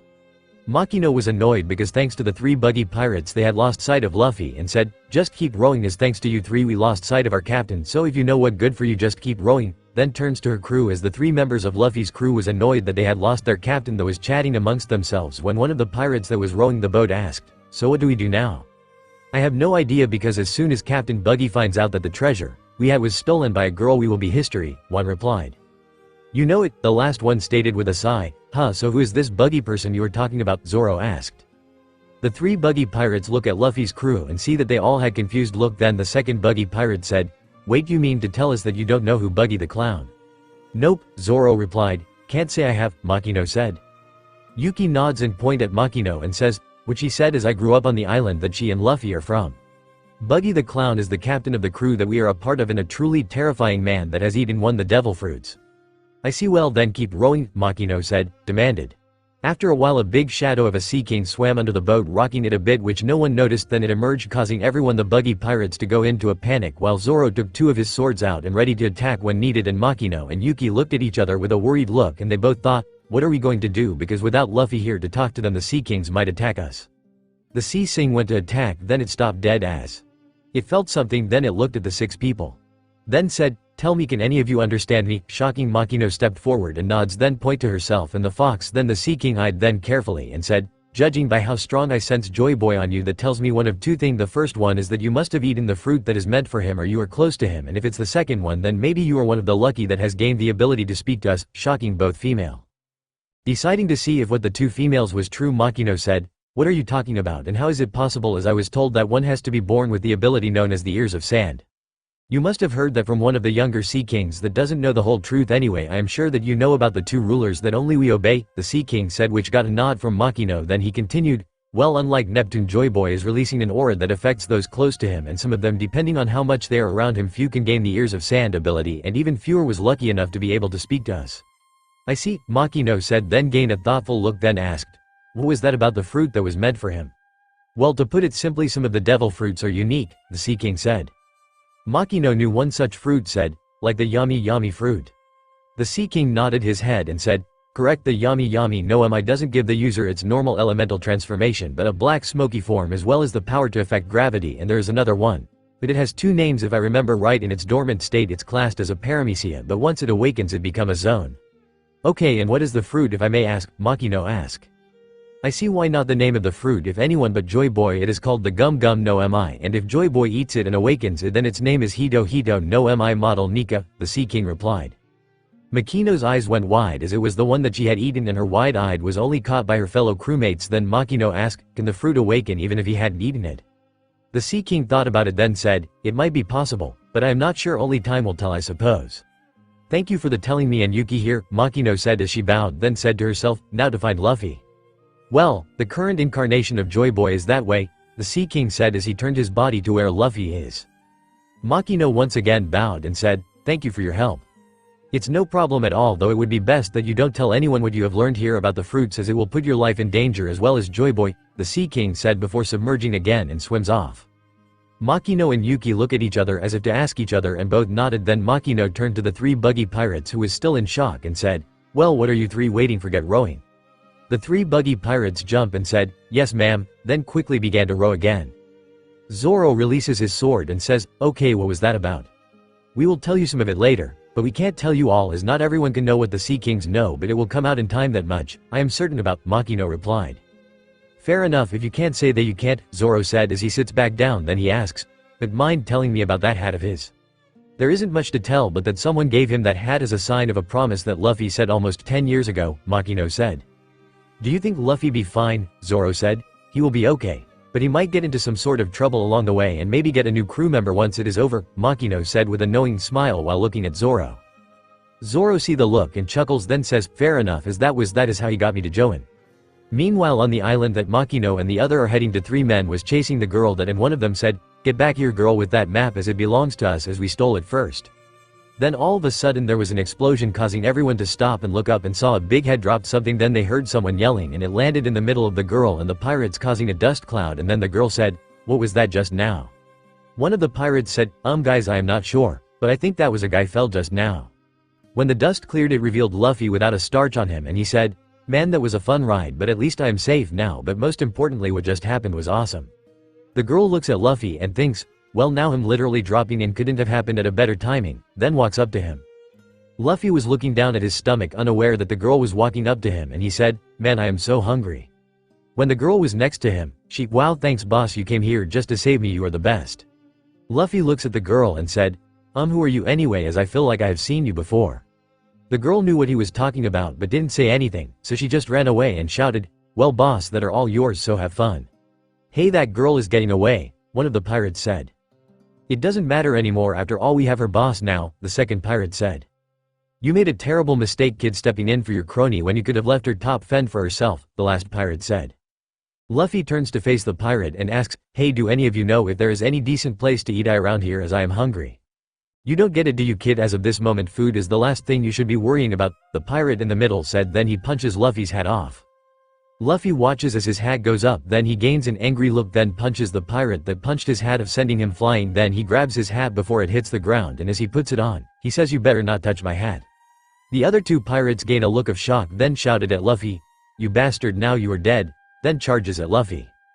I don't think so, Luffy replied, then said, gum gum pistol, then extend his arms and punch the two pirates square on the face, then they both collapse. Meanwhile, on a balcony a few houses away, the girl was shocked to see that the boy that she got involved to save her skin thought, wow, he beat them in no time at all, maybe if I can get him to help me, if I can bend. She said, I have to say that was impressive, you beating those two bare-handed while that had sabers. Luffy looks over to the balcony and says, hey, it's you, what's that big deal setting me up like that, and how are anyway? The name is Nami, and I am a talented thief that only steals from pirates, so how about you and I team up, the now identified girl said.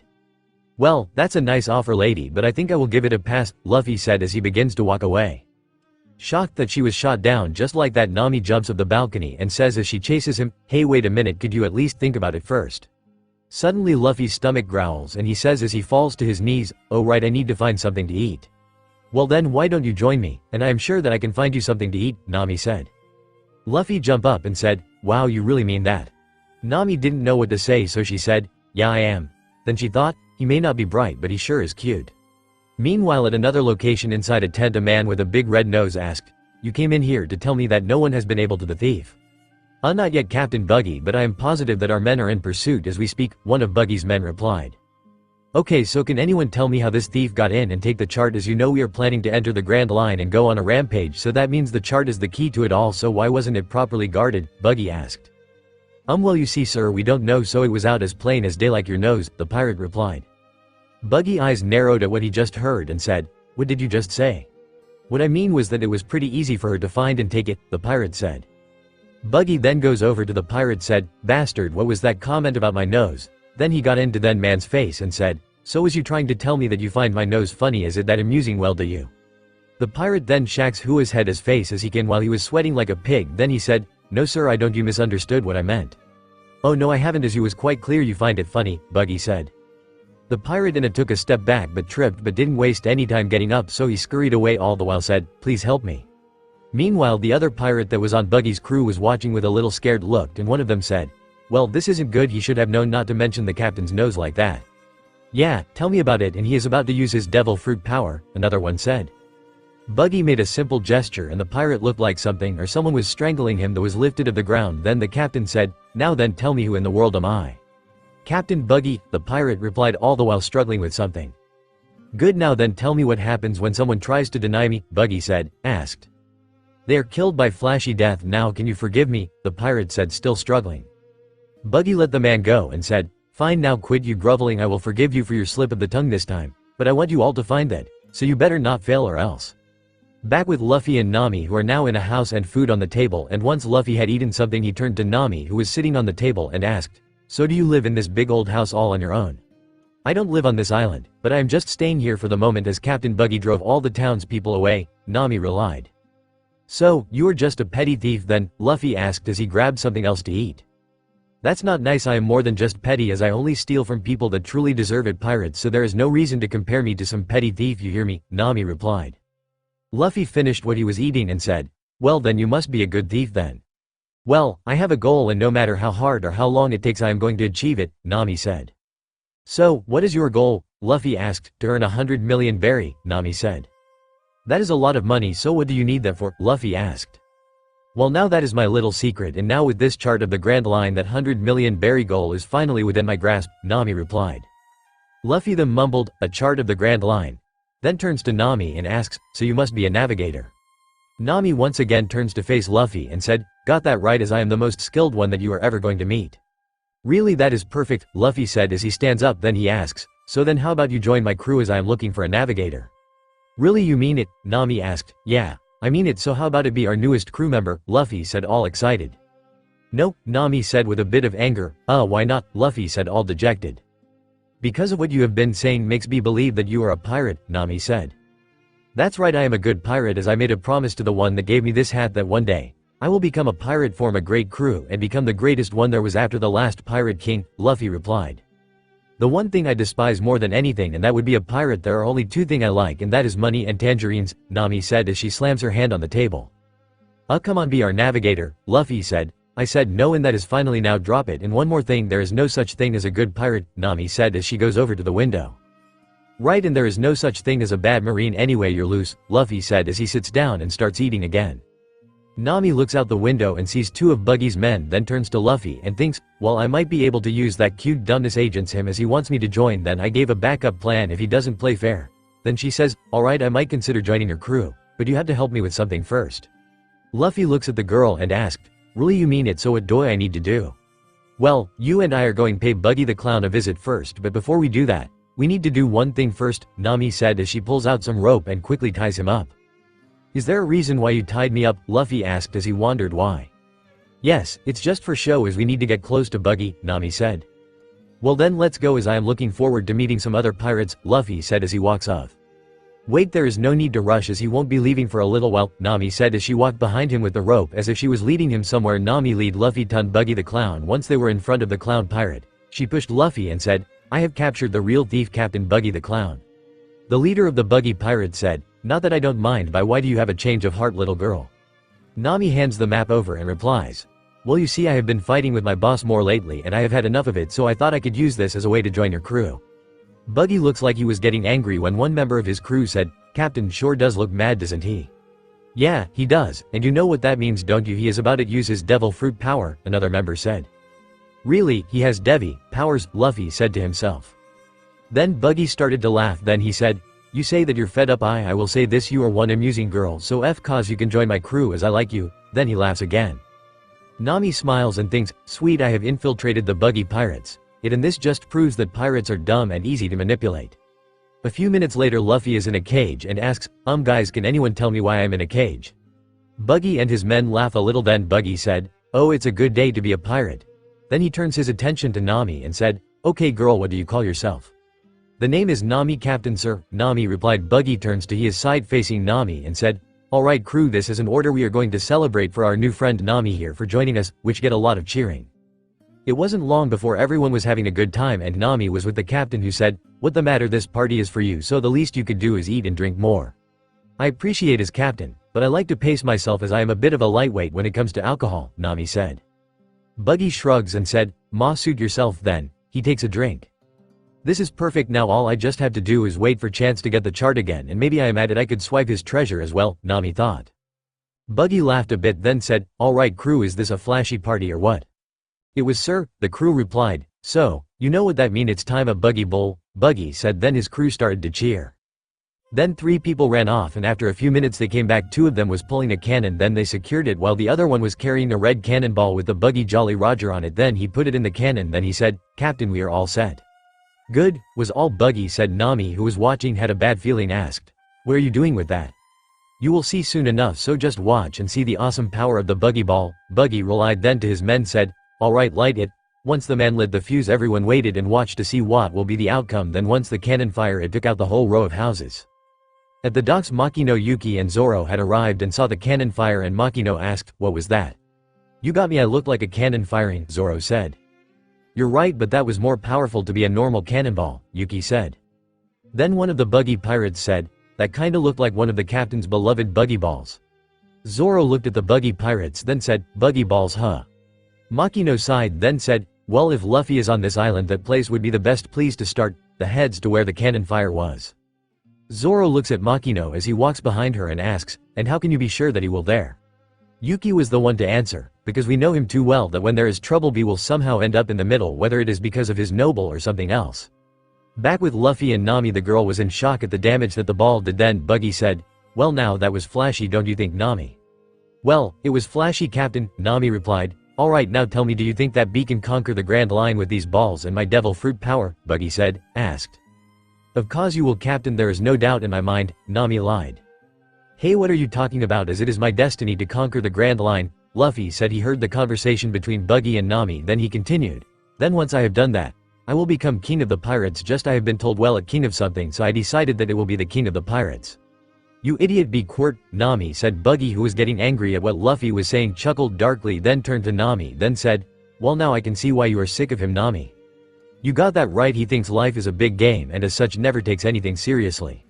I see, so how about this, I give you a Buggy ball so you can blow your old boss up," Buggy said, which got a confused look from Nami, but Buggy continued, "And this can be a test to prove your loyalty to your new captain, which is me." Then he shouted to his men, "Alright men, aim the cannon at Nami's old boss so she can blow him up." "Yes sir," the men said. Then two went to move the cannon while another went to get another Buggy ball. Nami turns to Buggy and said, "You know what, Captain, we don't have to finish him up now, so why don't we get back to the party and have fun?" Buggy turns to Nami and said, "This is a good way of having more fun." Then he hands Nami a box of matches. As Nami looks at the box, the Buggy pirates were chanting, "Fire." Nami was looking at the matches. She thought, "What do I do, as if I don't do this then I will be killed, but if I do then I am no better than I would be no better than Buggy and his crew." "Now Nami, light the fuse," Buggy said. All the while Luffy could say that Nami was a bit hesitant in doing what was asked of her, but Buggy said, "Hey, what do you think, you are light the cannon already? Hey, your hands are. This is what happens when you deal with pirates with half-ass resolve like you had," Luffy said. "Resolve to do what exactly? Kill someone like it nothing?" Nami asked. "No," Luffy replied. "Then what is the resolve I need?" "You need the resolve to put your life on the line, and don't worry, that ball wouldn't leave a scratch on me," Luffy replied and had a grin as he said the last part. Nami, who was still hesitant about light the fuse, didn't realize that someone was behind until he took the matches and said as he lit one up, "Hey you tease, allow me to show you how to light the cannon." As Nami realized what the pirate said, everything went in slow motion. That just before the pirate was about to light the fuse, Nami pulled out 3 bits of wood and creates a wooden staff and knocks out the pirate, and once she realized what had happened, "Sorry about that, I don't know what came over me." "Nami, what are you doing? Just shoot him and be done with it," Buggy said. "What's going on, you're saving now?" Luffy asked. "Don't be such an idiot," Nami shouted at Luffy, then turned to face the pirates before continuing, "I did this more for myself, as I refuse to go as low as these inhuman pirates."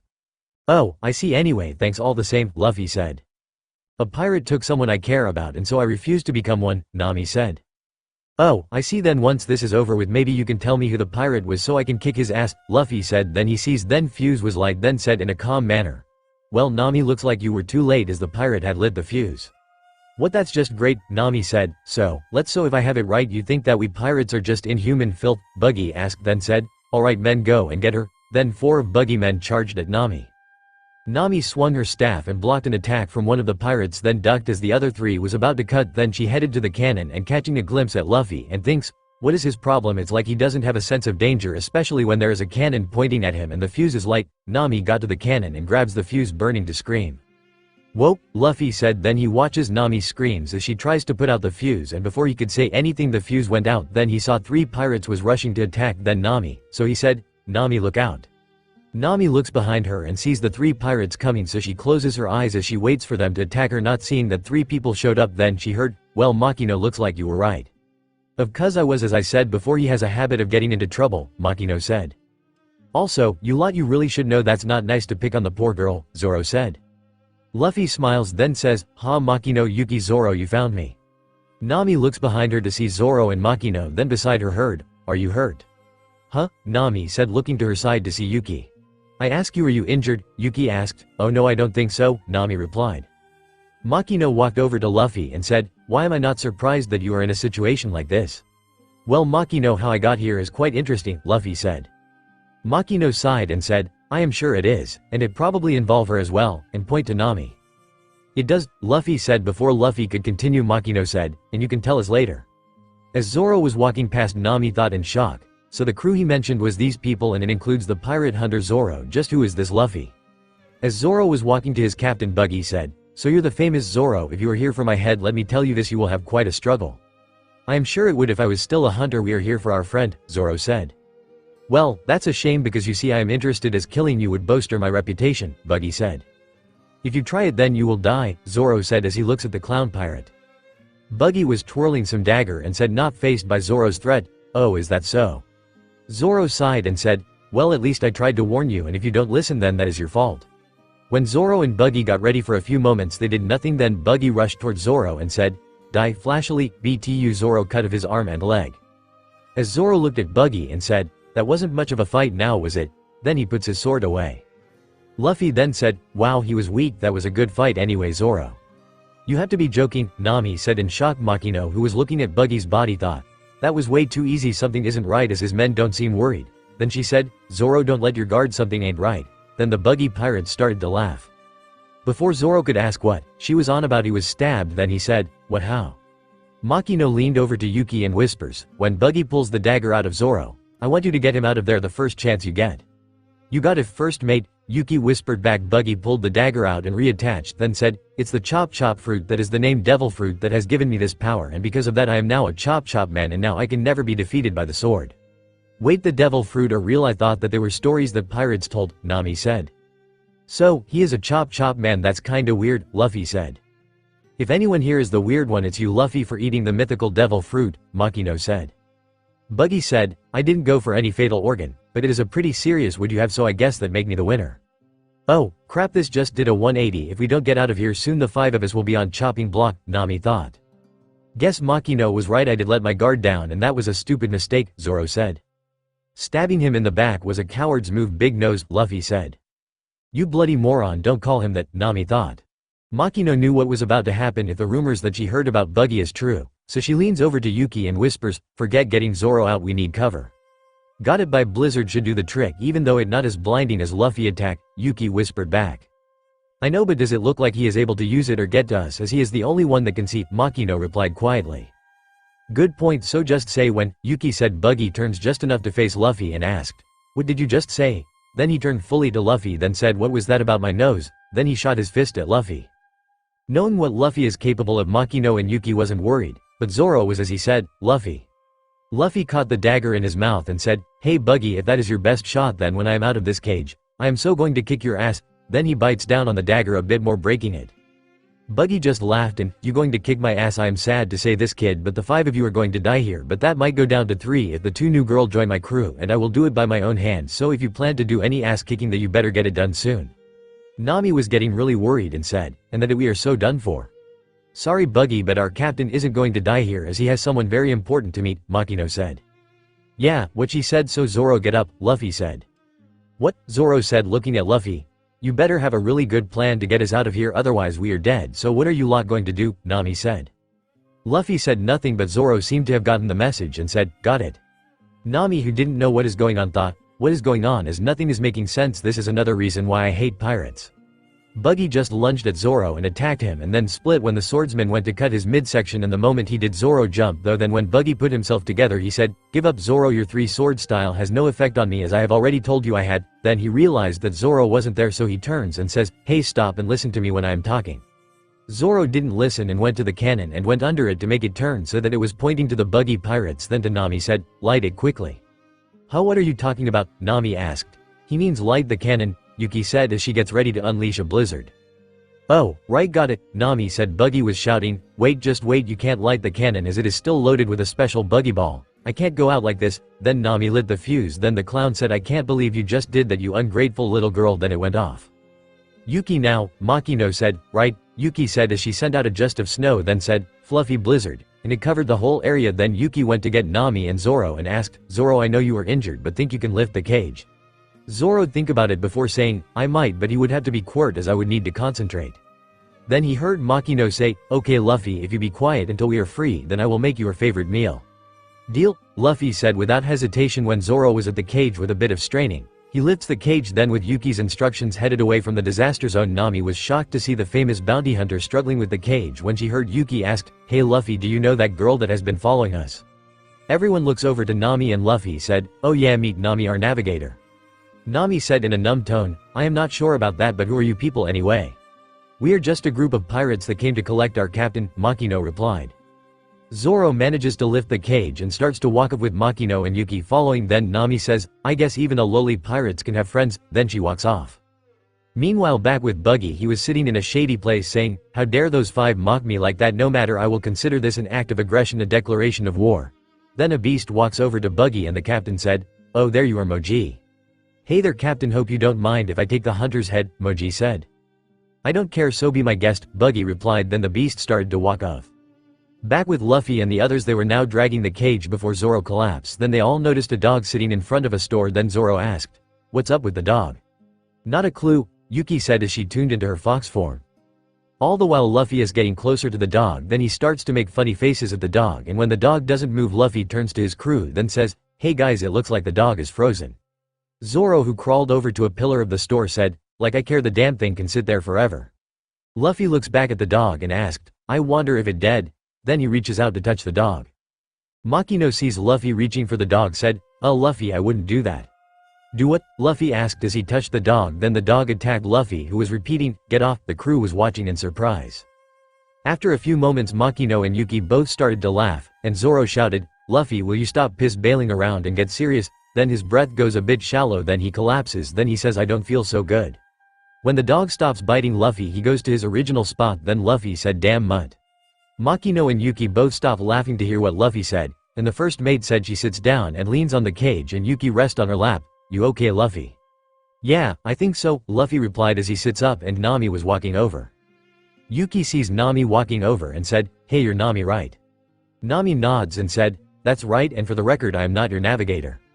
"At least not yet," Makino thought before saying, "Yeah, I learned a very long time ago not to take what the knucklehead says too seriously, so if you don't want to be our navigator by the time we want to leave, then I will talk him out of it." "Thanks," Nami said. "So is there another reason you came over here, or is that it?" Makino asked. "Right, I came over to give you this as you lot got me out of a really sticky situation," Nami said as she pulls out a key. "Oh, good, it's the key to the cage. Did you really steal it from me?" Luffy asked. "Well yeah, but know this, I only did it, so we are even, and now as far as I am concerned, we are now square," Nami replied. "Fair enough, and thanks," Makino said. Then as she goes to reach for the key, the dog jumps up and eats the key, causing everyone to look at the dog as he swallows the key. Luffy starts to strangle the dog, all the while saying, "Damn dog, give me my key back." Just then a man walks up to see what Luffy was doing and shouted, "Hey, stop that, stop picking on poor Shushu, put him down and leave him alone." Then he walks up to the group of five. When the man was close enough, the swordsman looked up and asked, "And who are you, old man?" "Old man, I just so happen to be the mayor of this town. But the question is, who are you lot, and why are you picking in Shushu?" The man replied. Then he sees Zoro's wound. Then he says, "Never mind that, you have a pretty serious wound you have there, and seeing I take it you had a run-in with Buggy the clown, we need to get a doctor." Then he turned to one of the human girls and asked, "Mind if you give me a hand? Seeing as he is a part of our crew, I will do it," Makino said as she helped the mayor move Zoro across the road and into a house. After a while, the mayor came out and Luffy asked, "So how is Zoro?" "I must say your friend is very resilient, as I told him that he needs to see a doctor, but he said that he was fine and just need to sleep," the mayor replied. Nami walked over to the dog to pet him, and as she did ask, "So the dog's name is Shushu?" "That's right, it is," the mayor replied. "Why is he just sitting there like that? Is he lazy or what?" Luffy asked. "Not as a matter of fact, he's guarding the store," the mayor said. "Huh?" all the girls said before Nami said, "Guarding the store?" "That's correct, see for yourself," mayor replied. Everyone turned around to look at the store. Then Makino said, "Oh, I see, it's a shop that sells pet food." "That's correct, and the man that used to own the shop was a very close friend of mine," the mayor said. Then he heads in and comes out with a bowl of food for Shushu. Then as he places it in front of Shushu, he said, "Hey, you go, Shushu." And as Shushu was eating, the mayor continued, "And when he passed, I assumed the responsibility of taking care of Shushu here." "So, I take it the man died?" Makino asked. "That's right, it was 3 months ago after fighting an illness that he had for a very long time," the mayor said. "Don't tell us that Shushu is waiting for his master to return?" Nami asked. "To anyone that would appear to be the case," the mayor said, and as he sits on a step he said, "But I don't think that is true." "What do you mean?" Nami said. "You see, Shushu is a smart dog, so he probably knows that his master isn't coming back," the mayor said. "You're right, he does know that, and he knew it from the start," Yuki said. "How do you know that?" the mayor asked. "That is simple, I am a fox that ate a devil fruit that turns me human," Yuki said, revealing some of her power. "I see, and because of that you can act as an animal translator?" the mayor asked. "Right," Yuki said. "What he knew for 3 months, so why does he stay?" Nami said. "Maybe he has a connection to it," the mayor said. Then he takes a puff on his pipe that he lit before continued. It's his treasure and so he is guarding it. His master used to live in this shop, hence why he protects it. I have tried to take him back to mine so he would be out in the elements, btu he won't move from that spot. Then he turns to Yuki and said, isn't that right? Before the fox girl could reply there was loud thumping sounds along with snarling and Nami asked, what is that sound? Then the mayor started to panic before saying, that's him, that's the beast tamer Moji, we had to go now, run. What do you mean beast tamer? Makino asked, but the mayor didn't answer as he ran on with Nami following, and with a sigh Makino looks at Luffy and asked, so what do we do, Luffy? Go with them and make sure they're alright as I can't go anywhere at the moment, Luffy replied. Right, Makino said, then turned to Yuki and said, come on Yuki, and the fox followed her. Luffy turned his attention to Shushu and said, come on puppy, something is here, so why don't you give me the key back? Then a shadow was cast over the caged boy and the boy looks up to see a lion and someone was riding it. Moji looks at Luffy and said, I see your friends have abandoned you and just after you all escaped as well. Who the heck are you? Luffy asked. Well, seeing as you asked, I am known as the Beast Tamer Moji. And I am also a member of the Buggy Pirates, Moji replied. Luffy laid down and said, that's cool, also that is a weird animal suit you have on. Upon hearing what Luffy said Moji got angry, then he shouted, now that was just rude, I will have you know this is manly hair. Is that so? Then that is just weirder, Luffy said.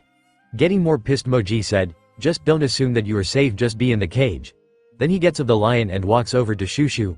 You must not have heard of my terrible skill because there isn't a beast that I the great beast tamer Moji can't bend to his bidding. Once he was in front of Shushu he kneels down then says, shake. But Shushu wasn't having any of it and bite Moji causing Luffy to laugh. When Moji got Shushu of him he turned to Luffy and said, now you nameless thief, I have no interest in you, but the bounty hunter Roronoa Zoro on the other hand is another matter, so tell me where is he before I change my mind. Like you could hurt me, so no way, Luffy said. So be it, Moji said before shouting, Richie attack him. Then the lion leapt at Luffy, but he missed breaking the cage freeing Luffy. Luffy who was free shouted, alright I am free. Then the lion swiped at him sending him into a house. Good boy Richie, that is some fine work, now let's go. And find Zoro and defeat him so my reputation will grow, Moji said, but when Richie didn't move he asked, what's wrong Richie? Then he realized what was wrong and said, oh it's a pet food store alright, but make it quick Richie, we have things to do. Then as the lion was heading to the shop Moji see Shushu guarding the store then said, don't tell me that this little thing is going to guard the shop, it's pathetic. Then Shushu started to bark.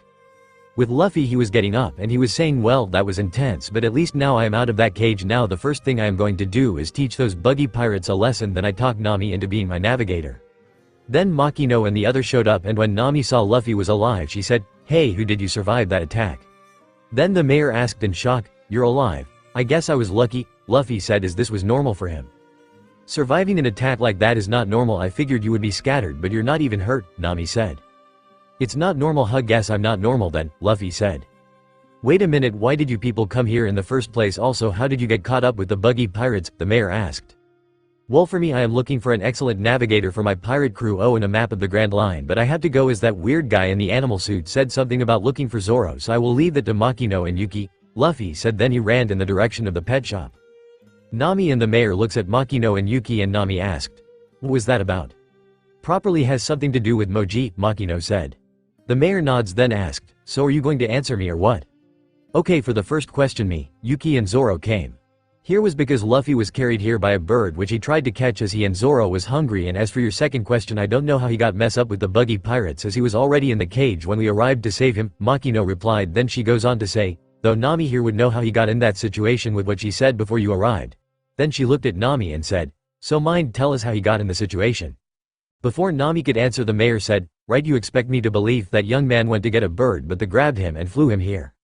So that explains why he fell from the sky, Nami said with realization in her voice. The mayor turns to Nami and asks, wait you mean that was true? Well yeah, seeing as he landed in front of me after I stole the map of the Grand Line from Buggy and to save my skin I set him up with some of Buggy's men not realizing that he was strong. Then we chatted, he asked me to join his crew after discovering that I was a navigator, but I decided as I don't like pirates. Then as I looking out a window I had a thought and I said that I might consider joining his crew if he helps you with something first. And what was you going to do? Yuki asked. Well before I end up in the situation that you found us in there was a party celebrating me joining the Buggy Pirates which was a foe as I was only there so I can achieve my dream, Nami replied. And knowing Luffy he went along with it not knowing what was really going on until it was too late, Makino said with a sigh. Hey, wasn't you worried about the situation he was in? The mayor asked. Nope, because we both know that the buggy ball would have done little to no damage to him, Makino said.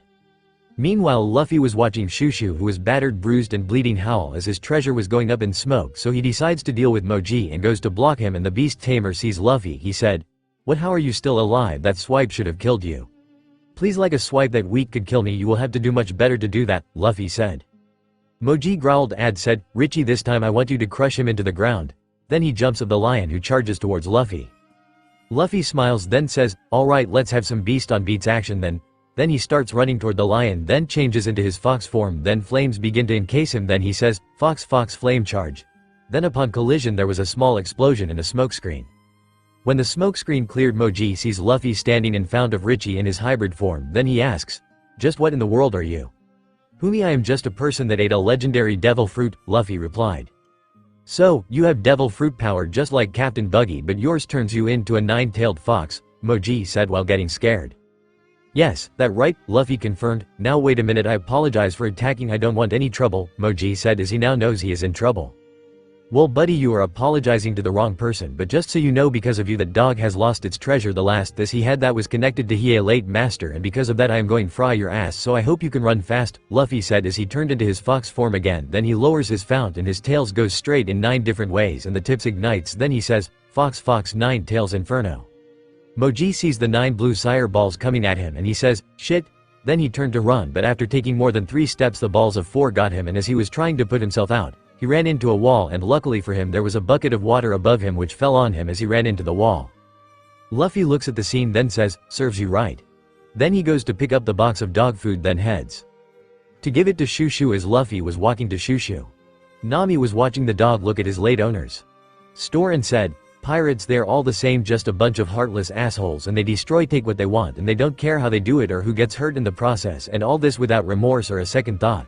Then she see Luffy walking over to Shushu, then she says, "Oh, I see you're alive. I was sure the lion was going to kill you, and I had wished he had, because then that way there would be one less pirate to worry about." "Oh, like that is possible," Luffy said as he continues walking to Shushu. Nami then starts to run over to where Luffy was, causing him to stop, but she was intercepted by Makino, Yuki, and the mayor. Then she said, "So how about I just kill before you can get a bigger crew, then that way I am doing the world a favor."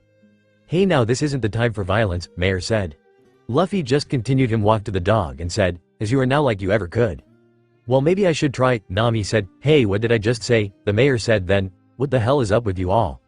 "Well, with my crew not sure about Zoro, seeing as he just joined us. If you have a day then I will gladly tell you, and most of it is our captain's," Makino said to the mayor. Then she turned to Nami and said, "And you calm down a bit and look," and points to Luffy and Shushu. Nami does what Makino said and stops struggling and watches as Luffy got to Shushu. Then he placed the box of dog food in front of the dog, shocking Nami. Then Luffy goes to the other side of Shushu and sits next to him. Then he says, "Here you go, I saved what I could. But the bastard of a lion ate the rest of the food." Nami was shocked to hear what Luffy said and thought, "Wait a minute, you mean to tell me he fought the lion so he could save the dog's food?" Then, not realizing it, she said out loud, "Just who in the world are you people?" Still on her shocked state, Nami heard Luffy said, "You fought well, and be proud for trying to protect that is precious to you." Then the dog picked up the box of food and walked away, but he stopped, turned back to Luffy and barked. Luffy saw Yuki coming over and said to her, "There is no need for you to translate, I get the gist of it, after all I am a fox." Then he turned to Shushu then said, "Thanks and take care and the best of luck to you." Nami smiled at the interaction then said, "I guess not all pirates are bad." "You're right about that, Nami. Ever since Luffy met a kind pirate as a boy, and since then he wanted to fulfill the promise he made to him, and the straw hat is proof of that promise, and he was also the one that gave Luffy his devil fruit, not on purpose mind you," Makino said. "You know a lot about Luffy," Nami said. Makino chuckled a little then said, "Well, I should say so, seeing as he grows up on the island I lived on, and even before then be kept on saying that I will be one of his wives." Nami nods then goes wide-eyed when she realized what Makino said, so she said, "Wait, wives as in plural?" Makino nods and the navigator said, "And you're fine with that?"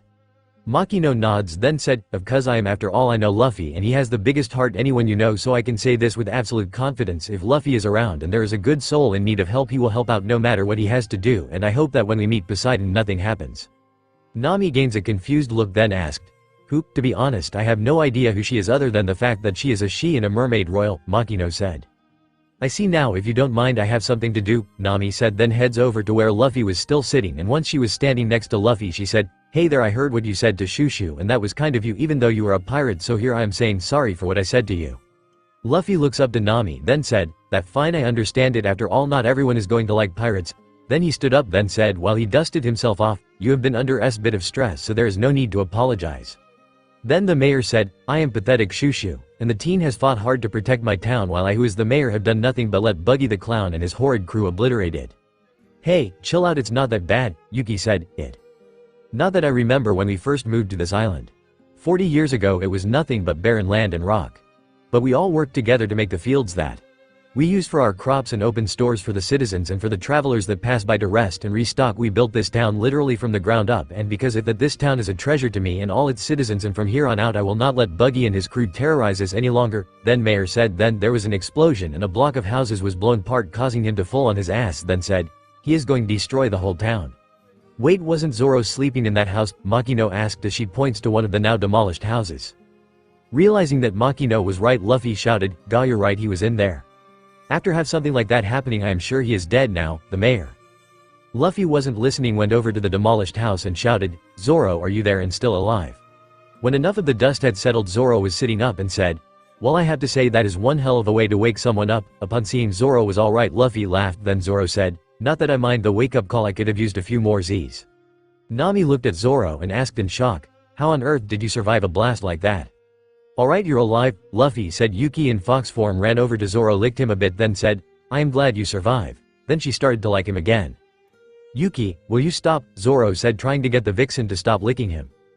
"That is the last straw. I refuse to let some scumbag like Buggy destroy what me and my townspeople spent 40 years building," the mayor said. Then he steeled his resolve, then goes to say, "I am the mayor of this town and so it is my duty to protect it and its people, and this I swear till I am dead."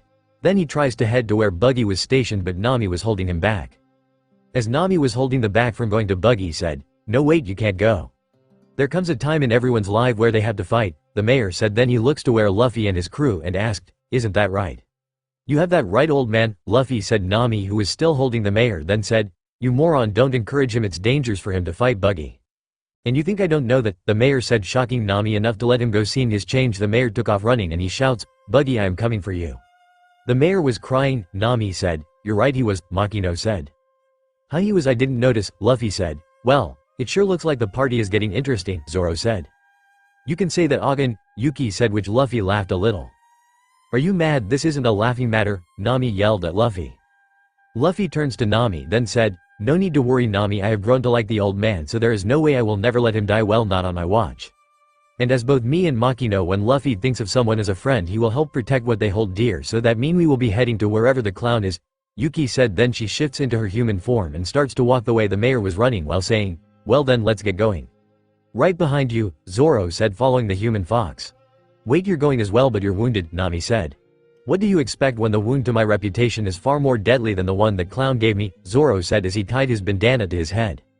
Makino smiles then shakes her head before saying, "Well, there are things that are worse than death, also we need to get the chart of the Grand Line. So in our crew," Luffy said to Nami while holding out his hand. "The answer is still no, because I will never sink that low," Nami said, then slaps Luffy's hand with a smirk before saying, "However, considering that our interests line up, I suppose we could team up." "That great, we have our navigator," Luffy said. Then he runs off. Nami watches Luffy run off to help the mayor protect the town. Then she realized what the straw hat wearing said. Then she shouted, "Hey, that is not what I meant." Then she slumps in defeat then said, "Why'd I bother?" Makino walks up to Nami then places a hand on her shoulder and said, "That's because he likes you, and believe me, he is the best judge of character you will ever meet." Then Makino follows her captain. When Luffy caught up to the mayor, the old man was being strangled by Buggy's hand, so he grabs the hand and pulls the hand off the mayor. Then he turns to Buggy still holding the hand then said, "Well, Buggy, I am here, and I am going to kick your ass just like I said I would." Buggy recalled his hat and when it reattached said, "Damn you, straw hat," and growls a little then says, "How dare you? You can't just walk up to me and treat me like this." Luffy smiles then says, "Oh yeah, well, I just did. I am Captain Buggy of the Buggy Pirates, and I will not stand for this insult," Buggy said. Nami sees an opportunity then says, "Now listen to me, I am only here for two things, and they are the card of the Grand Line and the treasure." "I understand, and I will make sure Luffy doesn't bug you after this is over," Makino said. "Good," Nami said. The mayor in a raspy voice said, "You youngsters have to get out of here. Why did you follow me here? You are nothing but outsiders. You have to leave this dam."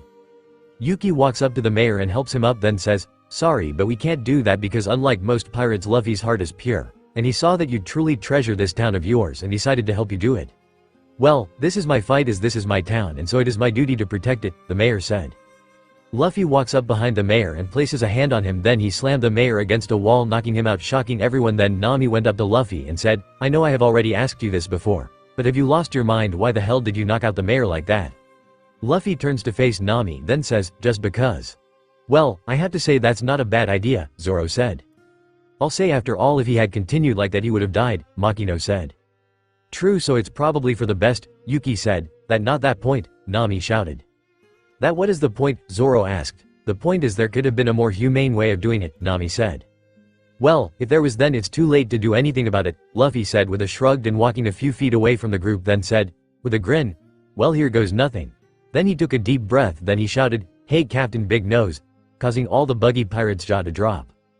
Nami, who had both hands at her head in a worrying manner, thinks, why'd I bother, he clearly has lost his mind. Then he said, that has got to be the worst possible, this you could has to Buggy the clown. Buggy, who was downright pissed, said, you damn you little punk, I shall not and will not stand for this, then to his crew shouted, I want you to fire a buggy ball right now. Aye, Captain, the buggy pirates replied before one of them ran off to get the red cannonball while a couple of the crew got the cannon ready. You idiot, why did you shout that to him? Nami said before running off. Zoro then said, come on you three, it's time to go. You can go, but I am not going, Luffy said, and besides, we will be just fine, Makino said. Now it's time to die, fire, Buggy ordered, and the marksman obeyed. As the ball was flying towards, Makino stepped forward and said, allow me, then as she took in a large breath causing her an inflate, she said, gum gum balloon, then the ball hit her belly, it didn't explode. Upon seeing Makino inflate the buggy pirates' jaws, and one of them said, what is she? What the, did she just the buggy ball? Buggy asked while in shock. Due to the force of the ball, Makino was moved back, then the ball was sent back toward its rightful owner, and he and his crew was panicking, and upon collision the cannonball exploded and turning the building they was on into rubble. Alright, you got them, Maki, Luffy said. Zoro had a hand to his face and said, you could have warned me you was going to do that. What kind of monster are you lot? Nami said. Makino turned to Zoro and said, well, I had to something that would alert people of the legendary devil fruits. I think you three are beginning to freak her out, Zoro said. Nami walks over to the group and asked, what kind of people are you? You have a fox that can turn human and can create snowstorms. Luffy can stretch and turn into a fox, then there is you and you can inflate. We are just some good-hearted pirates who just want to adventure, Luffy said to Nami, then turns to Makino and said, I see you know all my moves. Well, what do you expect when you can use the gum gum no am I? Makino said, then turns to Nami and said, well, that is my and Luffy attack known as the gum gum balloon. Yeah, well, I don't care what you call them, all I want to know is how you can do them, Nami said. Before anyone could answer, the rubble began to move and Buggy walks out unscathed as he was holding two of his crewmen. As Buggy stood there while holding two of his crewmates, he said, how dare you try and do me in, and with one of my own buggy balls. Nami scoffed and said, man, what a jerk, using his own men as shields like that. In the rubble, Moji woke up and then said as stands up, what in the world just happened here? And then looks around, and upon sees Luffy and his crew he shouted, oh no, not you lot. Luffy just raises his hand and said, hi, it's that damn straw hat Captain Buggy, we have to be careful, he has devil fruit power, he is a fox person, I saw it myself, Moji said, shocking the clown pirate. What a fox person? Buggy asked. You're a fix person, Nami asked. Actually I am a Kyuubi, Luffy said. Kyuubis are foxes, Captain, Yuki said. So at least two of them are devil's fruit users, one is paramecia and the other is a zone. That would explain how the green-haired woman bounced my buggy ball back, Buggy said. Meanwhile behind them the rubble began to move, and Richie came up, but he was knocked out as smoke was coming out of his mouth and someone was holding him who said, how do you plan to deal with this insult, Captain? Buggy then looks behind and said, oh Kabaji, I don't know, as at the moment I am too angry to think. Kabaji put him down. What did you do to my Richie? Moji said, asked.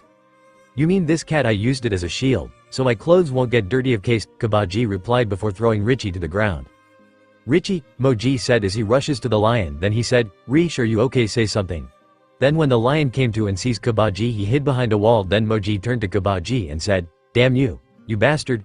Then he tries and punches Kabaji but misses. Then Kabaji took that moment and kicks him toward Luffy and the crew, causing the beast tamer to say, out of my way. Luffy then changed his position, and when the beast tamer was close enough, he said, I have a better idea, you get out of my way. Then he kicks Moji to the side and sending him into a wall. Captain Buggy, Kabaji said. What is it, Kabaji? Buggy said. Allow me to repay their disrespect, Kabaji said. Alright you can, but you have to make it a good show for everyone, Buggy said.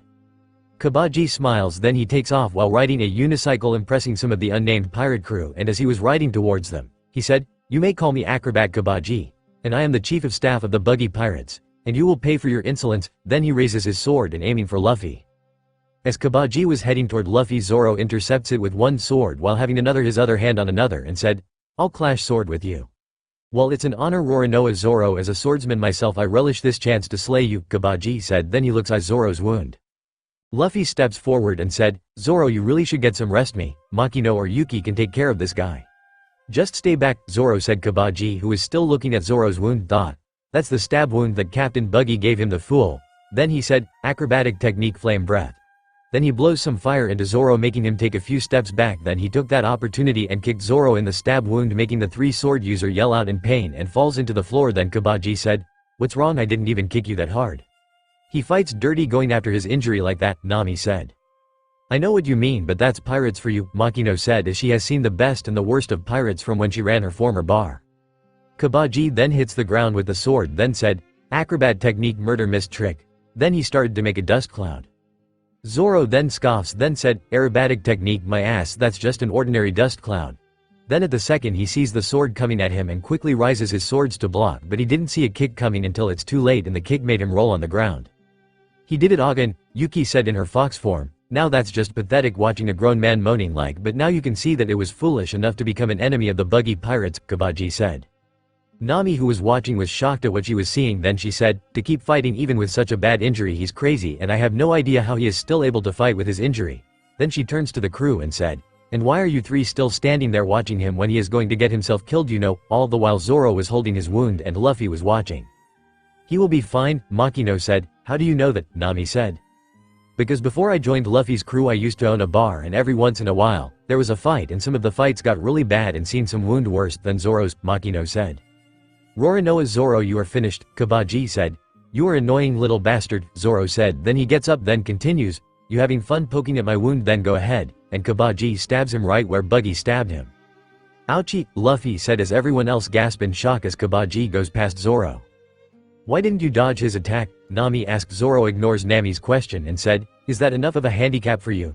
Then he turns to face Kabaji, then continues, "Now let me show you just how superior my skills are to yours," making the buggy pirate eyes go wide. "Alright, go Zoro, get him," Luffy said. Excited, Kabaji rolls forward sweating a little and said, "You are a fool because you have made a fast error in judgment. I will not be mocked. My swords aim to the world's greatest, and I will refuse to lose to anyone that calls himself a swordsman," Zoro said. "I see it's that resolve that keeps you going, but rest assured wounds as bad as yours are a great excuse for losing to me," Kabaji said as he raises his sword. "To hell with that, to lose to someone like you even with these flesh wounds, then my future doesn't look so bright," Zoro said before putting his white sword in his mouth. "Why you?" Kabaji mumbled. "Alright, yeah, go for it, Zoro," Luffy cheered. As Nami was watching, she then realized something. Then she said, "I am not going to stay and watch this. You pirates can stand and fight and kill each other for all I care. I mean, I don't really care if you win or lose, so I am going to use this opportunity to swipe their treasure and then get out of here, and who knows, if you win this fight we might team up again, so see ya and good luck with the fight." Then she runs off. "Okay, and thanks," Luffy said. "Hope to see you soon," Makino said.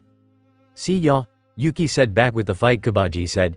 "Here is a taste of my ultimate acrobatic move." Then he pulls out a couple of spinning tops, then said as he threw dozens upon dozens of spinning tops, "Acrobat technique, 100 top typhoon." Meanwhile, as Nami was heading to steal Buggy's treasure, she stopped and looked back to Luffy and the other, then said, "They're not normal. Well, Luffy and Zoro ain't. Makino maybe not sure about Yuki." Then she took a few steps, then she said, "I wonder if they can help me." Back with the pirates, Zoro, who was slicing the spinning top when Kabaji said as he headed to a wall, "Acrobat technique, hide in the mountains." Then he started to go up the wall, then he was high in the air and said, "Acrobat technique, fireworks in the cool summer breeze." Then he aimed his sword, then said, "Sting of the unicycle." Behind Zoro, Buggy began to raise his arm, said, "Chop chop cannon." Then his hand shot towards the swordsman, then he shouted, "Kabaji, I will hold him, you finish him off." "Consider it done, Captain," Kabaji said as Buggy's hand was heading towards Zoro. Yuki intercepted in her fox form, which made Buggy said, "I'll let go, you mangy fleabag." Then Zoro dodged Kabaji's attack, then said, "Yuki. You bitch," Buggy said in pain. "Yuki, let go of the hand, you don't know where it's been," Makino said. Luffy, who was facing Buggy, said, "If you want a fight, then I will give you one." Zoro, who is panting, said, "I can assure you I don't need my captain help to finish you off." "You know what, I am getting tired of this," Zoro said. "What, this is the great pirate hunter Zoro giving up," Kabaji said while laughing before continuing, "I have to say I am impressed you have lasted this long. This a wound like yours. I think you have misunderstood what I meant, because I am getting tired of was your stupid little sideshow," Zoro said. So sorry to disappoint you, so to make it up to you I will show you my real swordsman skill, Kabaji said before he started to head towards Zoro, then said, now die Zoro. Onigiri, Zoro said as he cut Kabaji, Buggy said. I can believe the Buggy Pirates was defeated, petty thieves, Kabaji said as he collapsed. We are not petty thieves, we are pirates, Yuki said, letting go of Buggy's hand as Makino went to check on Zoro. Luffy, I am going to sleep, take care of thing will you, Zoro said before passing out. Good, because I am looking forward to this, Luffy said as he faced Buggy. Buggy was growling for a bit then asked, yo guys are pirates. We sure are and we are looking for the Grand Line, Luffy replied. Oh that is a laugh and that's quite a voyage when I don't you lot can handle, Buggy said then he asked, and what would you do if by some miracle you made it there, go on a sightseeing tour or something, then he starts to laugh. Become the king of the pirates, Luffy replied causing Buggy to make a funny face. With Makino and Yuki they were both thinking, the sightseeing tour might be a great date. You can't be serious, Buggy shouted, then he said, if you're king of the pirates then that would make me god, there can only be one pirate king and obtain all what the world has to offer and that would be me got it. You're annoying so let's settle this, Luffy said. Buggy moved his then all of a sudden knives appeared in between his fingers and he said, seeing that hat brings back memories of him and it really gets my blood boiling, so bring it on you wannabe pirate and you remind me of him, that damn cheeky red-haired pirate. Upon hearing the hashtag red-haired pirate part, Luffy and Makino gave Buggy their attention and Makino said, wait, what did you say, the red-haired? You knew my old friend Shanks, Luffy asked. Yes, I knew him once, Buggy replied. Do you know where he is now, Luffy asked. I don't know, that all depends, Straw Hat, maybe I do and maybe I don't, Buggy said. Now knowing what Buggy was doing, Luffy gained a confused look and asked, what are you talking about, did you forget where Shanks is? Which got a giggle from Makino and Yuki. No I have not, you imbecilic, Buggy said, then he raised his hands then said, but I am not just going to tell you out of the kindness of my own heart, you will need to get that info. Alright fine, I will make you tell me, Luffy said. Buggy then starts to laugh then says, you can give it your best shot, but I don't like your chances, then he taps his shoes on the ground and a knife pops out of the tip of it then said, seeing as I don't think your foxy I can handle a blade. Luffy nods then said, yeah, you're right, not knowing about Luffy's other powers. Well then how will you handle this, Buggy said before jumping then said, chop chop buzzsaw. Then he flings his lower half towards Luffy making Luffy jump out of the way, then the clown said, can't do dodge while in air, can you, too bad for you. That's what you think, Luffy said before he stretched and grabbed a pillar and pulled himself out of the way. As Buggy's legs returned to him, he said, you are full of surprising, but I didn't think stretching was a power of the Inu no mi. Model Kyuubi. That's because it's not, Luffy said with a grin. So there is more to the devil fruit that you ate, but anyway you aren't that bad, Buggy said. Thanks, and you're not that bad either, now here comes, Luffy said as he draws back his hand and said, gum pistol. As the fist went to Buggy who easily dodged, then he said, you are a unique one having an ability from 2 fruits BTU, this one leaves you wide open, Buggy said as he pulls a knife up unaware that Luffy's hand grabbed onto the tree that is behind him as he said, I will carve you up. Gum sickle, Luffy said as he was using the pull from his arm as it returns to normal to clothesline the clown pirate. Chop chop quick escape, Buggy said quickly before he decapitated himself and reattached when Luffy shot by and hitting the rumble behind the tree, all the while laughing before saying, that's not enough. Luffy comes out of the rubble and said, you keep breaching apart. Meanwhile to the side Nami was watching and had a big bundle next to her and said, what, they are still going at it.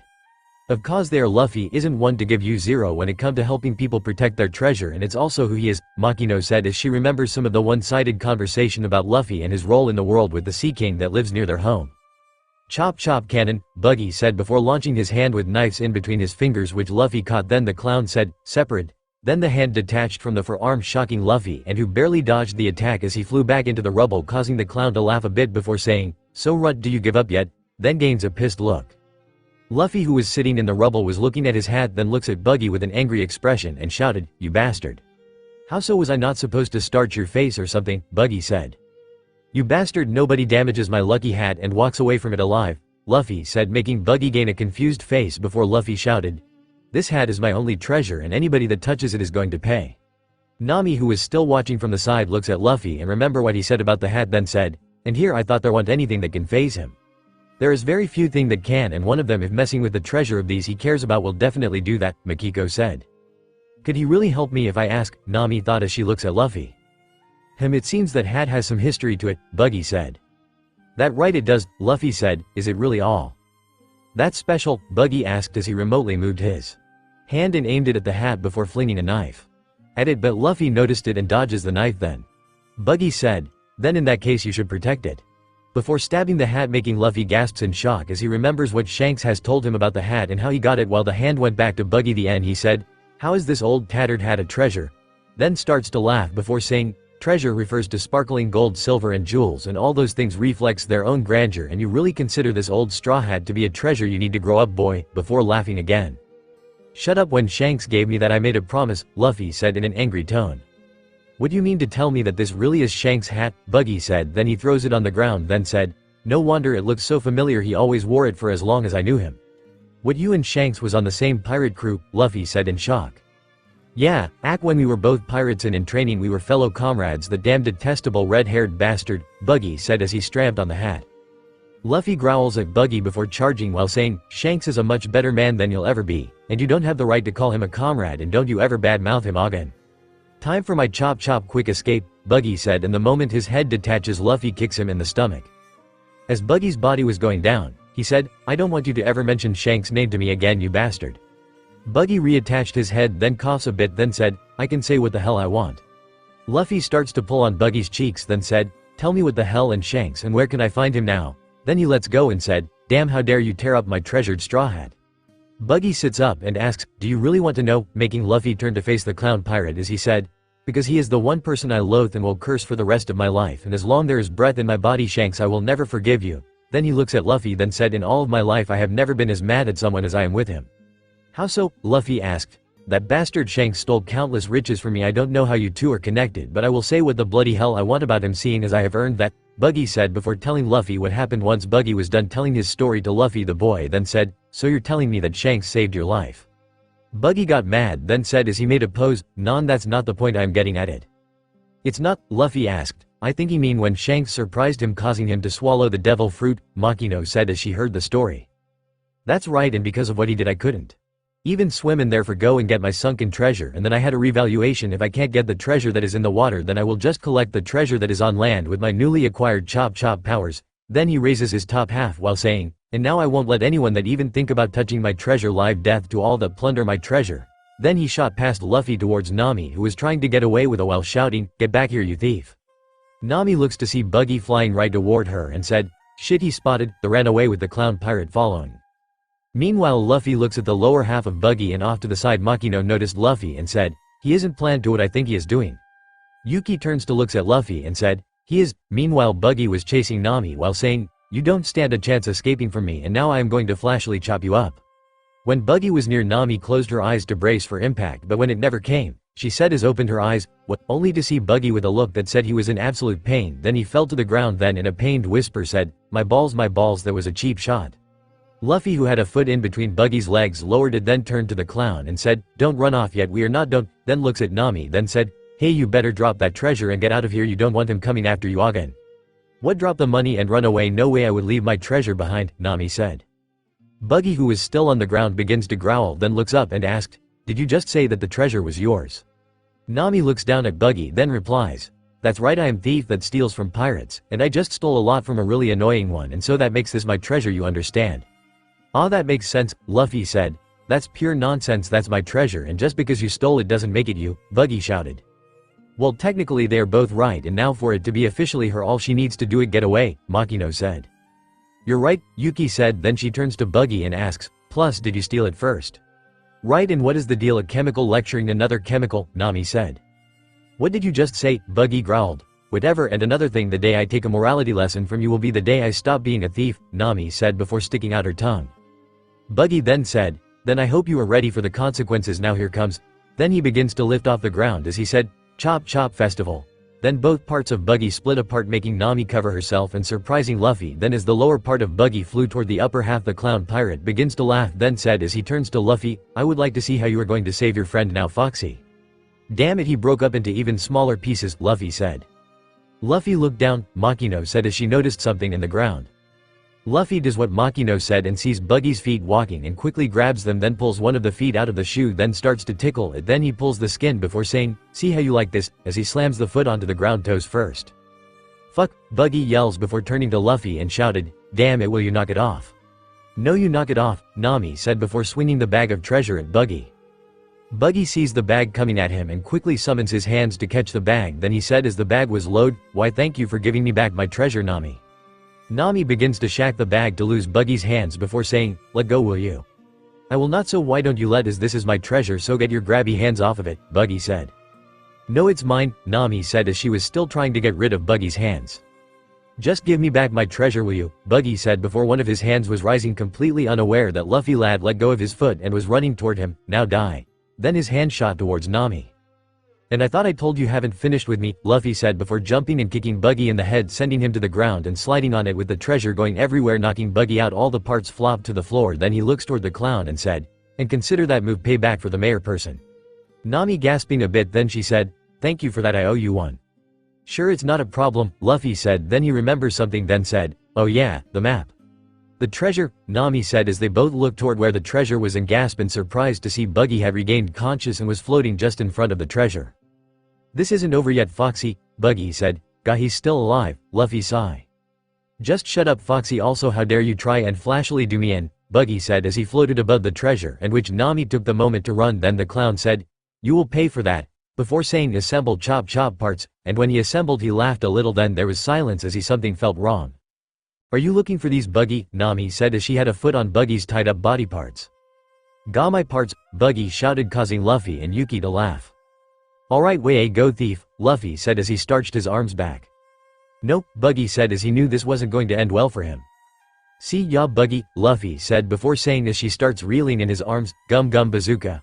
Then his arms shot past him and was heading to Buggy with his hand open, although was screaming before he was sent flying. Once Buggy was gone, Luffy walked over to his hat and picked it up while his hair was covering up his eyes.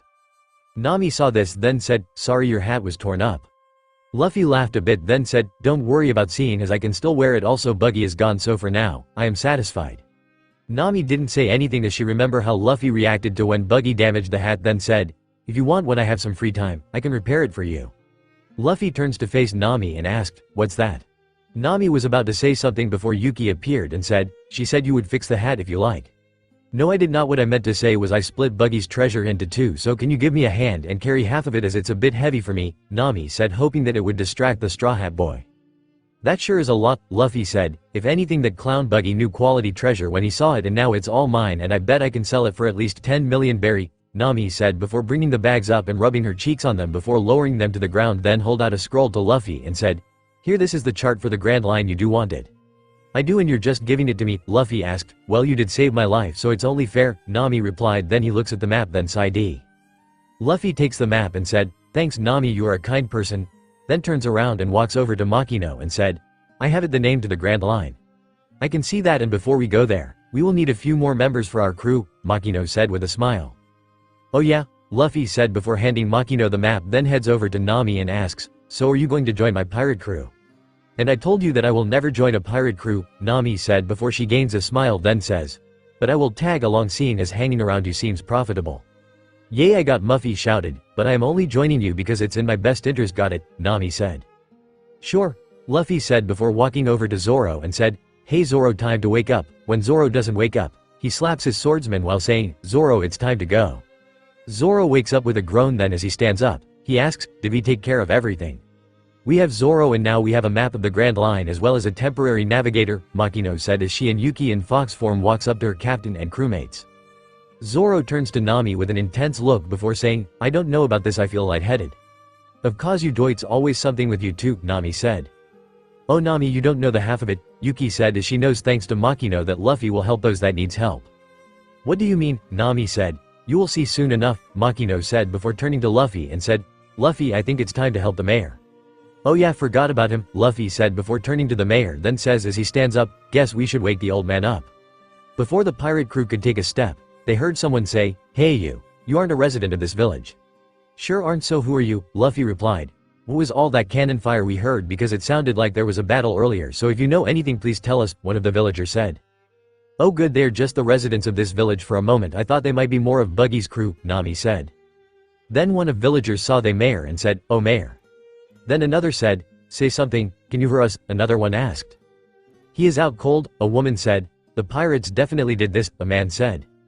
"No, I'm the one that kicked the old man's ass," Luffy said, causing Nami so look at Luffy in shock and Makino and Yuki facepalming themselves. All the villagers turned to the pirates, all saying, "What? You didn't have to tell them that, did you?" Nami said. "What, it's true," Luffy said, Then maybe you should explain the situation before they get angry, Nami said. I think it a bit late for that, Makino said as the Nami and Luffy turns to face the angry villagers. Tell me, why did you knock out our mayor and left him out on the street to die? A villager asked. Yeah, are you with the pirates? Another villager asked. They are getting really bloodthirsty, we can't let them know that we are thieves and pirates, Nami thought. We are pirates, Luffy said, making Nami collapse. Just as we thought, the entire village said while Zoro laughed. Better get ready to run, Makino whispered as Luffy walks towards and Yuki turns into her fox form and jumps on the vice captain's shoulder. Once Luffy was in front of Zoro, the swordsman said, looks like they aren't up for a discussion. Doesn't look like it, Luffy replied. So what do we do now, Captain? Zoro asked. Luffy just smiles and grabs Zoro's arm, then said, run, before slinging Zoro's arm around his neck before the crew legged it with the villagers chasing after them shouting at them. How do you always make things worse? Nami said. It's a good town, Luffy said. Huh, what makes you say that? Nai said. Because everyone is mad just because of the old mayor guy, Luffy said as Nami looks back with worry. Then he goes on to say, and because of that I don't think they would leave. He is right, Nami, plus believe it or not he is a magnet for this sort of thing, and wait until he decides to help a friend, Makino said. Could he help me if I ask? Nami thought. We are turning here, Luffy said, knocking Nami out of her thoughts before noticing the rest of the crew turning. As Nami follows the crew, she said, hey, you have to let us know sooner. As the crew was running, they jumped over Shushu and Nami said in shock, Shushu. Doggy, Luffy said, then Shushu started barking at the townspeople. So what's Shushu saying, Yuki? Makino asked. Shushu is saying you will not hurt them. I know they are pirates. They tried to help me, Yuki said. Later, Doggy, Luffy shouted with a wide smile. Why would Shushu help us seeing as he has no obligation to? Nami asked. Well, that's an ability Luffy has, he is able to become friend with anyone or animal, Makino said, wondering if it's a byproduct of able to command the Sea Kings. Once the crew was at the docks, Nami put the bags down and said while panting, that was close, we only made it because of Shushu, why do we have to put up with this? Does it really matter we are done here? Luffy said. Yeah, maybe so, Nami said. Hey, is this your boat? It's great, Luffy asked. It's nothing special but it gets the job done, plus I stole it from some dumb pirates a few days back, Nami said. That's a big mouth you have, a voice said coming which came from inside the Nami's boat. Makino and Yuki both recognized the voice and Yuki said, oh great, not these clowns again. Then the three pirates that Makino, Yuki and Zoro saved rose up from the deck and the one wearing the hat said, we have been eating for you, you little thief. Bet you wasn't expecting to see us so soon, girly, the one that was on the left of the man wearing the hat making Nami chuckle nervously. Luffy faces Nami and asks, you know these guys? Something like that, Nami replied, it's knit like that seeing as we are bound together by fate, the hat-wearing pirate said, then looks at Luffy and Zoro completely missing Makino and Yuki, are these your friends? Then they must take the same punishment as you, so it will be a reminder for taking other people's stuff. So are you the pot or the kettle? Makino asked.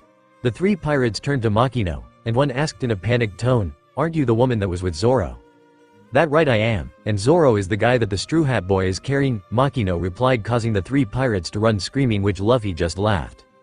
Back in town the mayor came to and one of the people said, hey look, he is waking up. As the mayor sat up another one said, oh thank goodness he is alright. The mayor groaned as the man that was next to him asked, what happened here, mayor? The mayor looks around and sees the rubble and asked, what in the? It was already like when we got here and there was also a few pirates as well. But they ran off, so do you know what happened? A villager replied. Where are the young ones? The mayor asked. You can't be talking about the 4 kids and the fox, a villager asked. So they are alive? The mayor asked, then mumbles. The nerve of the kids treating a senior citizen like that, how rude. There is no need to worry about those pirates, mayor, we have already drove them out of here, a villager said. Right, but it's not enough, another villager said. As the villager started complaining and plotting about pirates, the mayor said, shut your mouth, I am the only one that gets to complain about those kids. And I won't let anyone else badmouth them, you hear me? What, why are you protecting those pirates, mayor? A villager asked. Damn it, they think they can just disappear and that's that, the mayor said as he stands up and begins to remove his makeshift armor, then asks, where did they go? Well, it looked like they were running towards the port, a villager replied. The mayor begins walking to the port, still removing his armor while saying, damn those kids, they can't just leave like that, I still have a lot to say to those kids. When the mayor reached the port, the kids had already set sail and he shouted, hey young ones. Luffy turns around and said, it's the old mayor dude. The mayor, who was taking deep breaths and thought, I was ready to die in despair. Then he shouted, thank you. Don't worry about it and take it easy, Luffy shouted back. Damn you young ones, the mayor thought. What did you do, you idiot? Don't tell you left a bag there, Nami said. Sure did, Luffy said without a care. That bag was worth around 5 million berry, Nami shouted. "That's right, and they're going need that Moestroid town," Luffy replied. "But that was my treasure, you jerk. Do you have any idea how hard I had to work to steal it?" Nami shouted before grabbing Luffy by the head and push him into the ocean. Zoro and Yuki were laughing at the duo's antics before Makino said, "Nami, let him be it just how he is. He doesn't have a bad bone in his body. Also, Luffy, stop mucking around before you actually end up in the ocean." "Okay," Luffy said as he became darkness and reformed on the boat. Once Zoro stopped laughing, he said, "Well, for better or for worse, we finally have our navigator." "That's right," Yuki said. Then she turns to Makino and said, "So how long do you think it will be before the next one will be?" "Who knows, Yuki, who knows," Makino replied.